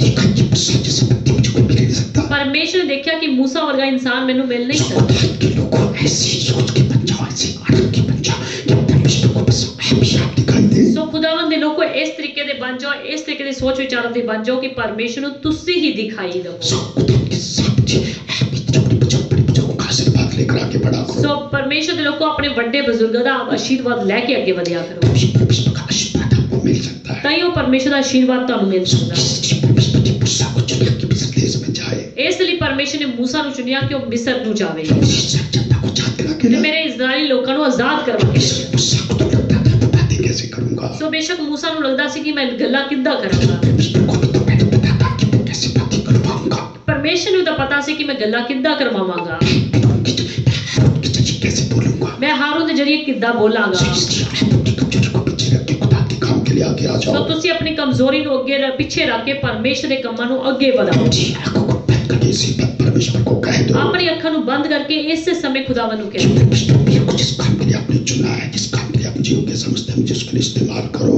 ਕਿਉਂ ਪ੍ਰਭੂ ਜੀ ਤੁਸੀਂ ਮੈਨੂੰ ਜਿਸ ਕੰਮ ਲਈ ਚੁਣਿਆ ਹੈ, ਜਿਸ ਕੰਮ ਲਈ ਤੁਸੀਂ ਮੈਨੂੰ ਯੋਗ ਸਮਝਦੇ ਹੋ, ਉਸ ਕੰਮ ਲਈ ਮੈਨੂੰ ਅੱਗੇ ਵਧਾਓ, मुझे उस काम के लिए इस्तेमाल करो। ਮੈਨੂੰ ਉਸ ਕੰਮ ਲਈ ਇਸਤੇਮਾਲ ਕਰੋ ਖੁਦਾਵੰਦ। इस काम को पहले स्थान पे रखूंगा। ਮੈਂ ਤੁਹਾਡੇ ਕੰਮ ਨੂੰ ਪਹਿਲਾ ਦਰਜਾ ਦੇਵਾਂਗਾ। मुझे मेरे जीवन में कुछ भी कमजोरी क्यों ना, आप सब जानते हैं। ਪ੍ਰਭੂ ਜੀ ਮੇਰੇ ਜੀਵਨ 'ਚ ਕੋਈ ਵੀ ਕਮਜ਼ੋਰੀ ਕਿਉਂ ਨਾ ਹੋਵੇ, ਤੁਸੀਂ ਸਭ ਜਾਣਦੇ ਹੋ। जब आप मेरे साथ होंगे, मेरी मदद करेंगे, मेरे साथ होके बोलेंगे, तब मेरी कमजोरी मुझे हरियाणती आएगी। ਪਰ ਜਦੋਂ ਤੁਸੀਂ ਪਰਮੇਸ਼ਰ ਮੇਰੇ ਨਾਲ ਹੋ ਕੇ ਬੋਲੋਗੇ, ਮੇਰੇ ਨਾਲ ਹੋ ਕੇ ਖੜੋਗੇ, ਪਰਮੇਸ਼ਰ ਮੈਨੂੰ ਮੇਰੀ ਕਮਜ਼ੋਰੀ नजर नहीं आवेगी। मुझे पता है मेरे साथ रहना, मेरे साथ साथ चलना, मैं तेरी काम करने को तैयार हूँ। ਬਸ ਪਿਤਾ ਪਰਮੇਸ਼ਰ ਤੁਸੀਂ ਮੇਰੇ ਨਾਲ ਰਹਿਣਾ, ਮੇਰੇ ਨਾਲ ਹੋ ਕੇ ਕੰਮ ਕਰਨਾ, मैं ਤੁਹਾਡਾ ਕੰਮ ਕਰਨ ਲਈ ਤਿਆਰ ਹਾਂ। आप ही जो जिस काम के लिए आपने चुना, जिस काम के लिए मुझे योग्य समझते हैं, मुझे उस काम में आगे बढ़ाओ। ਪ੍ਰਭੂ ਜੀ ਜਿਸ ਕੰਮ ਲਈ ਤੁਸੀਂ ਮੈਨੂੰ ਚੁਣਿਆ, ਜਿਸ ਕੰਮ ਲਈ ਤੁਸੀਂ ਮੈਨੂੰ ਯੋਗ ਠਹਿਰਾਇਆ, ਉਹ ਕੰਮ ਮੇਰੇ ਤੋਂ ਕਰਵਾਓ। जैसे मूसा को आपने जिस काम के लिए चुना था, मूसा को आपने उस काम के लिए इस्तेमाल किया। ਜਿਵੇਂ ਮੂਸਾ ਨੂੰ ਤੁਸੀਂ ਜਿਸ ਕੰਮ ਲਈ ਚੁਣਿਆ ਸੀ, ਉਸ ਕੰਮ ਲਈ ਉਹਨੂੰ ਇਸਤੇਮਾਲ ਵੀ ਕੀਤਾ। उसकी शारीरिक कमजोरी थी, उसके जीवन, उसके गले में कमजोरी थी, ਚਾਹੇ ਉਸਦੇ ਸਰੀਰਕ ਕਮਜ਼ੋਰੀ ਸੀ, ਚਾਹੇ ਉਹਦੇ ਗਲੇ ਦੀ ਕਮਜ਼ੋਰੀ ਸੀ, परमेश्वर आपने उसकी उस कमजोरी को नहीं देखा। ਪਰ ਪਰਮੇਸ਼ਰ ਤੁਸੀਂ ਉਸ ਦੀ ਇਸ ਕਮਜ਼ੋਰੀ ਨੂੰ ਨਹੀਂ ਦੇਖਿਆ। जबकि लोग उसकी कमजोरी को देखकर उसे प्रेम ना करते होंगे। ਬੇਸ਼ੱਕ ਦੁਨੀਆ ਦੇ ਲੋਕ ਉਸ ਦੀ ਇਸ ਕਮਜ਼ੋਰੀ ਨੂੰ ਦੇਖ ਕੇ ਉਸ ਦੇ ਨਾਲ ਪ੍ਰੇਮ ਨਾ ਕਰਦੇ ਹੋਣਗੇ, परमेश्वर आप उसकी कमजोरी को नहीं देखते थे, आप उसके दिल को देखते ਪਰ ਪ੍ਰਭੂ ਜੀ ਤੁਸੀਂ ਉਸ ਦੀ ਕਮਜ਼ੋਰੀ ਨੂੰ ਨਹੀਂ, ਉਸ ਦੇ ਦਿਲ ਨੂੰ ਦੇਖਦੇ ਸੀ। इसलिए आप मुझे भी तैयार कर अपने काम के लिए। ਇਸ ਲਈ ਪਰਮੇਸ਼ਰ ਮੈਨੂੰ ਵੀ ਤਿਆਰ ਕਰ ਆਪਣੇ ਕੰਮ ਲਈ। मुझे भी लोगों को पाप की गुलामी से आजाद कराने के लिए इस्तेमाल कर। ਮੈਨੂੰ ਵੀ ਲੋਕਾਂ ਨੂੰ ਪਾਪ ਦੀ ਗੁਲਾਮੀ ਤੋਂ ਆਜ਼ਾਦ ਕਰਾਉਣ ਦੇ ਲਈ ਇਸਤੇਮਾਲ ਕਰੋ। तैयार हूं, मैं अपनी ड्यूटी करने के साथ साथ ये काम करने के लिए तैयार हूं। ਪ੍ਰਭੂ ਜੀ ਮੈਂ ਤਿਆਰ ਹਾਂ ਆਪਣੇ ਕੰਮ ਦੇ ਨਾਲ, ਤੁਹਾਡੀ ਡਿਊਟੀ, ਆਪਣੀ ਡਿਊਟੀ ਦੇ ਨਾਲ ਨਾਲ ਤੁਹਾਡੇ ਕੰਮਾਂ ਨੂੰ, ਤੁਹਾਡੀ ਸੇਵਾ ਕਰਨ ਨੂੰ ਤਿਆਰ ਹਾਂ। अपने घर का काम करने के साथ साथ तेरे काम करने को तैयार हूं। ਮੈਂ ਆਪਣੇ ਘਰ ਦਾ ਕੰਮ ਕਰਨ ਦੇ ਨਾਲ ਨਾਲ ਤੁਹਾਡੀ ਸੇਵਾ ਕਰਨ ਨੂੰ ਤਿਆਰ ਹਾਂ। मुझे इस्तेमाल कर प्रभु। ਮੈਨੂੰ ਇਸਤੇਮਾਲ ਕਰ ਪ੍ਰਭੂ। Hallelujah, hallelujah. Hallelujah. Thank you, सबके सब Jesus. इस वक्त अपने प्रभु से कह दे। ਸਾਰੇ ਦੇ ਸਾਰੇ ਜਿਹੜੇ ਇਸ ਸਮੇਂ ਆਪਣੇ ਪ੍ਰਭੂ ਨੂੰ ਕਹਿ ਦਿਓ, आपके लिए प्रार्थना ਤੁਹਾਡੇ ਲਈ करेंगे। ਪ੍ਰਾਰਥਨਾ ਕਰਾਂਗੇ। अपनी इस ऑनलाइन वर्शिप को अपने हाथों में लेकर चला, आपका धन्यवाद करते हैं। ਪ੍ਰਭੂ ਜੀ ਤੁਸੀਂ ਇਸ ਆਨਲਾਈਨ ਸਰਵਿਸ ਨੂੰ ਆਪਣੇ ਹੱਥਾਂ ਵਿੱਚ ਲੈ ਕੇ ਚਲਾਇਆ, ਤੁਹਾਡਾ ਧੰਨਵਾਦ ਕਰਦੇ ਹਾਂ। अपनी वर्शिप में जब बच्चों को इस्तेमाल किया, आपके हुजूर में कबूल हो जाए। ਤੁਸੀਂ ਪਹਿਲਾਂ ਵਰਸ਼ਿਪ ਵਿੱਚ ਆਪਣੇ ਬੱਚਿਆਂ ਨੂੰ ਇਸਤੇਮਾਲ ਕੀਤਾ, ਤੁਹਾਡੇ ਹਜ਼ੂਰ ਵਿੱਚ ਕਬੂਲ ਹੋ ਜਾਏ। अपने दास दासी को पिछले आपने अपना मधुर वाणी देकर अपने लोगों से बातचीत किया पिता। ਹੁਣ ਤਾਂ ਪਿਤਾ ਪਰਮੇਸ਼ਰ ਆਪਣੇ ਦਾਸ ਦਾਸੀ ਦੇ ਵਸੀਲੇ ਤੁਸੀਂ ਆਪਣਾ ਮధుਰ ਵਚਨ ਦੇ ਕੇ ਬਹੁਤਾਇਤ ਨਾਲ ਗੱਲਬਾਤ ਕੀਤੀ ਪ੍ਰਭੂ। जिन लोगों ने अपने टावर में आकर आपके वचन को सुना प्रभु, ਕਿੰਨੇ ਲੋਕਾਂ ਨੇ ਪ੍ਰੇਟਾ ਵਿੱਚ ਆ ਕੇ ਤੁਹਾਡੇ ਵਚਨਾਂ ਨੂੰ ਸੁਣਿਆ जो ਪ੍ਰਭੂ, ऑनलाइन वर्शिप आपकी जगह पर अटेंड कर रहे हैं प्रभु, ਤੇ ਕਿੰਨੇ ਆਪਣੀ ਜਗ੍ਹਾ ਤੇ ਬੈਠ ਕੇ ਆਨਲਾਈਨ ਸਰਵਿਸ ਅਟੈਂਡ कर रहे हैं प्रभु। जो लोग बाद में जब इस वचन को सुनेंगे परमेश्वर, कितने लोग बाद ਵਿੱਚ ਇਸ ਵਚਨ ਨੂੰ ਸੁਣਨਗੇ ਪ੍ਰਭੂ ਜੀ। लोग यूट्यूब पर सुनिए, जितने लोग इस बात सुनते हैं, उन सबको इस मसीह के नाम में बड़ी आशीष देना पिता। जिन्हें लोग YouTube ਵਿੱਚ ਸੁਣਨਗੇ ਜਾਂ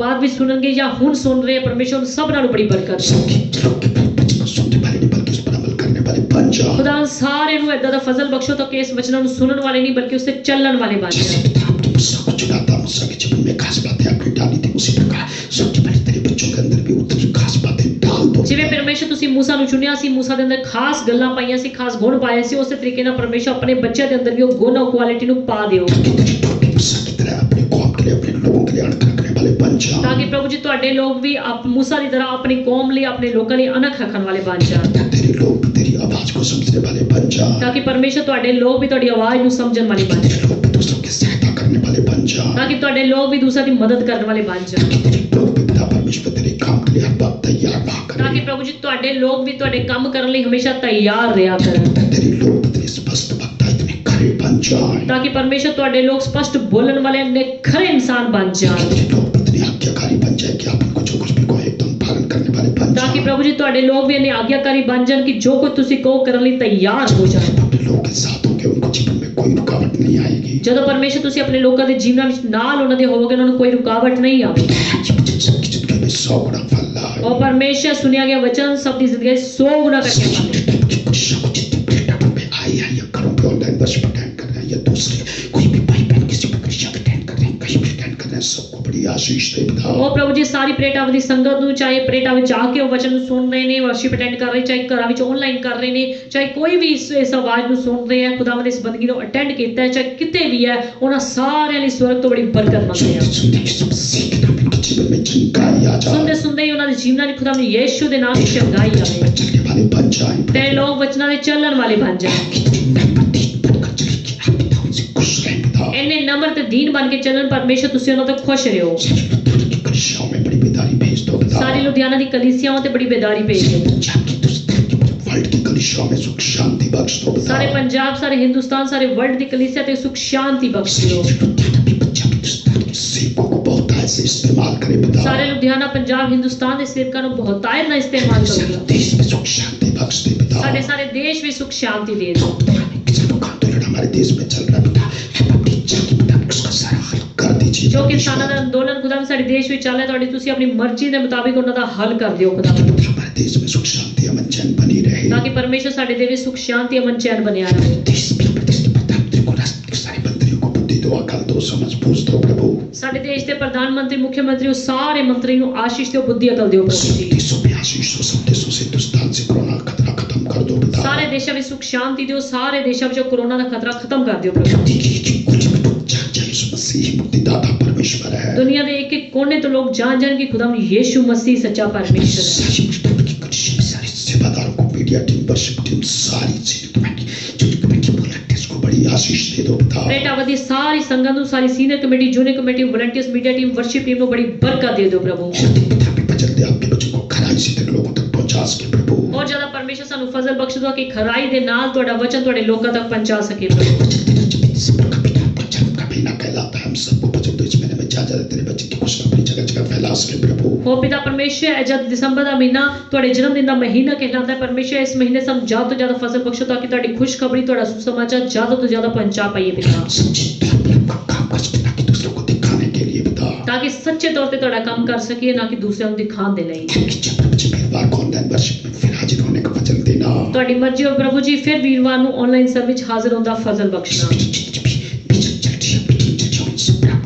आशीष मांगते हैं पिता। इस महीने में जिन्हें विजिट, जिन्हें मीटिंग चल रही है, उन्होंने ਤੁਹਾਡੀ ਬਰਕਤ ਆਸ਼ੀਸ਼ ਮੰਗਦੇ ਆ ਪ੍ਰਭੂ। प्रोग्राम के लिए जो आपकी योजना पिता, आप हमें गाइड करना। 25 ਦਸੰਬਰ ਦੇ ਪ੍ਰੋਗਰਾਮ ਲਈ ਜੋ ਤੁਹਾਡੀ ਇੱਛਾ, ਤੁਹਾਡੀ ਮਰਜ਼ੀ ਹੈ, ਉਹ ਸਾਨੂੰ ਗਾਈਡ ਕਰਨਾ। सुनने के लिए धन्यवाद पिता। ਪ੍ਰਾਰਥਨਾ ਨੂੰ ਸੁਣਨ ਦੇ ਲਈ ਧੰਨਵਾਦ ਪ੍ਰਭੂ ਜੀ। यीशु के नाम से इस प्रार्थना को मांगते हैं। ਪ੍ਰਭੂ ਯਿਸੂ ਦੇ ਨਾਮ ਵਿੱਚ ਇਹ ਸਾਰੀ ਪ੍ਰਾਰਥਨਾ ਨੂੰ ਮੰਗਦੇ ਆ। आमीन। आमीन। खुदावंद यीशु मसीह का वचन, खुदा बाप की मोहब्बत, पाक रूह की शनाख्त वक्त से लेकर अभी समय तक हम सबके साथ, खुदा उनके मुकद्दस लोगों के साथ, चाहे कहीं भी जमीन पर रहते हैं, सबके साथ होते रहे। आमीन आमीन आमीन आमीन। खुदा हम सबको बड़ी आशीष दे। खुदावंद ਤੁਹਾਨੂੰ ਸਾਰਿਆਂ ਨੂੰ ਬਹੁਤ ਬਹੁਤ बरकत जो किसी को उस पर जैसे कि भाई इस मीटिंग जो हर साल इस पुस्तकों की प्रेजेंट होते थे, मीटिंग्स होती थी, वो चल रही है और यात्रा को आज टाइम लिखवाने का लास्ट डे है। एक छोटी जी अनाउंसमेंट है, जिਵੇਂ कि ਤੁਸੀਂ ਸਾਰੇ ਜਨ ਜਾਣਦੇ ਹੋ ਕਿ ਇਸ ਕ੍ਰਿਸਮਸ ਦੇ ਮਹੀਨੇ ਤੇ ਦਸੰਬਰ ਦੇ ਮਹੀਨੇ ਤੇ ਸਾਡੀ ਪ੍ਰੇਟਾ ਵੱਲੋਂ ਵਿਜ਼ਿਟ ਚੱਲ ਰਹੀ ਹੈ, ਛੋਟੀ ਮੀਟਿੰਗਸ ਚੱਲ ਰਹੀ ਹੈ ਤੇ ਉਹ ਮੀਟਿੰਗਸ ਵਿਜ਼ਿਟ ਜਿਹੜੀ ਕਾਫੀ ਹੋ ਵੀ ਚੁੱਕੀ ਹੈ ਤੇ ਜੇਕਰ ਕਿਸੇ ਨੇ ਨਾਮ ਲਿਖਾਣਾ, ਉਹ ਅੱਜ ਲਾਸਟ ਸੰਡੇ ਦਾ ਲਾਸਟ ਦਿਨ ਹੈ। किसका नाम नहीं लिखा जाएगा। ਅੱਜ ਤੋਂ ਬਾਅਦ ਸੰਡੇ ਤੋਂ ਬਾਅਦ ਕਿਸੇ ਦਾ ਵੀ ਨਾਮ ਨਹੀਂ ਲਿਖਿਆ ਜਾਏਗਾ। ਸੋ ਜਿੰਨੇ ਵੀ ਆਨਲਾਈਨ ਸੁਣ ਰਹੇ, ਜਿਨ੍ਹਾਂ ਨੇ ਹਾਲੇ ਤੱਕ ਨਾਮ ਨਹੀਂ ਲਿਖਵਾਇਆ ਔਰ ਲਿਖਵਾਉਣਾ ਚਾਹਤੇ ਹੈ ਤੇ ਫੋਨ ਕਰਕੇ ਵੀ ਚਰਚ ਵਿੱਚ ਨਾਮ ਲਿਖਵਾ ਸਕਦੇ ਹੋ। ਤੇ ਜਿਹੜੇ ਲੋਕ ਪ੍ਰੇਟਾਵੇ ਵਿੱਚ ਆਏ ਨੇ, ਉਹ ਅਗਰ ਵਿਜ਼ਿਟ ਜਾਂ ਮੀਟਿੰਗ ਕਰਵਾਉਣਾ ਚਾਹते हैं, ਉਹ ਸਾਡੇ ਸਟਾਫ ਕੋਲ ਕਾਊਂਟਰ ਤੇ ਜਾਓ ਤੇ ਉਹਨਾਂ ਕੋਲ ਪਰਚੀ ਬਣਵਾ ਕੇ ਆਫਿਸ ਵਿੱਚ ਲੈ ਕੇ ਆਓ। ਤੇ ਉਸ ਤੋਂ ਬਾਅਦ ਤੁਹਾਨੂੰ ਦੱਸਿਆ ਜਾਏਗਾ ਤੁਹਾਡੇ ਘਰ ਦੀ ਵਿਜ਼ਿਟ ਹੋਏਗੀ ਨਹੀਂ ਹੋਏਗੀ ਤੇ ਕਦੋਂ ਹੋਏਗੀ। और 25 की पूरा मुझे संडे को डिटेल में बताया जाएगा। ਤੇ 25 ਦਸੰਬਰ ਦੇ ਪ੍ਰੋਗਰਾਮ ਬਾਰੇ ਤੁਹਾਨੂੰ ਨੈਕਸਟ ਸੰਡੇ ਆਉਣ ਵਾਲੇ ਸੰਡੇ ਵੀ ਡਿਟੇਲ ਨਾਲ ਦੱਸਿਆ ਜਾਵੇਗਾ करेंगे चर्च के अंदर करेंगे ऑनलाइन करेंगे आपको अगले संडे को बता दिया ਕਿ जाएगा। ਪਹਿਲਾਂ ਦੀ ਤਰ੍ਹਾਂ ਬਾਹਰ ਕਰਾਂਗੇ ਖੁੱਲੇ ਤਰੀਕੇ ਨਾਲ ਕਰਾਂਗੇ ਜਾਂ ਚਰਚ ਦੇ ਅੰਦਰ ਕਰਾਂਗੇ ਜਾਂ ਇਸ ਤਰੀਕੇ ਨਾਲ ਆਨਲਾਈਨ ਕਰਾਂਗੇ। सो आप सबको प्रभु बड़ी बड़ी आशीष दे। ਸੋ ਤੁਹਾਨੂੰ ਸਾਰਿਆਂ ਨੂੰ ਪਰਮੇਸ਼ਰ ਬਹੁਤ ਬਹੁਤ ਬਰਕਤ इस ਦੇਵੇ। वचन के द्वारा परमेश्वर आपको ऊंचा उठाए। ਇਸ ਵਚਨ ਦੇ ਦੁਆਰਾ ਪਰਮੇਸ਼ਰ ਤੁਹਾਨੂੰ ਉੱਚਾ ਚੱਕੇ परमेश्वर का जन्म आपके लिए ढेर सारी खुशियां लेकर ਤੇ आए। ਖੁਦਾਵੰਦ ਯੀਸ਼ੂ ਮਸੀਹ ਮੁਕਤੀਦਾਤਾ ਦਾ ਜਨਮ ਦਿਨ ਤੁਹਾਡੇ ਲਈ ਬਹੁਤ ਬਰਕਤਾਂ ਲੈ ਕੇ ਆਵੇ। आमीन। ਆਮੀਨ।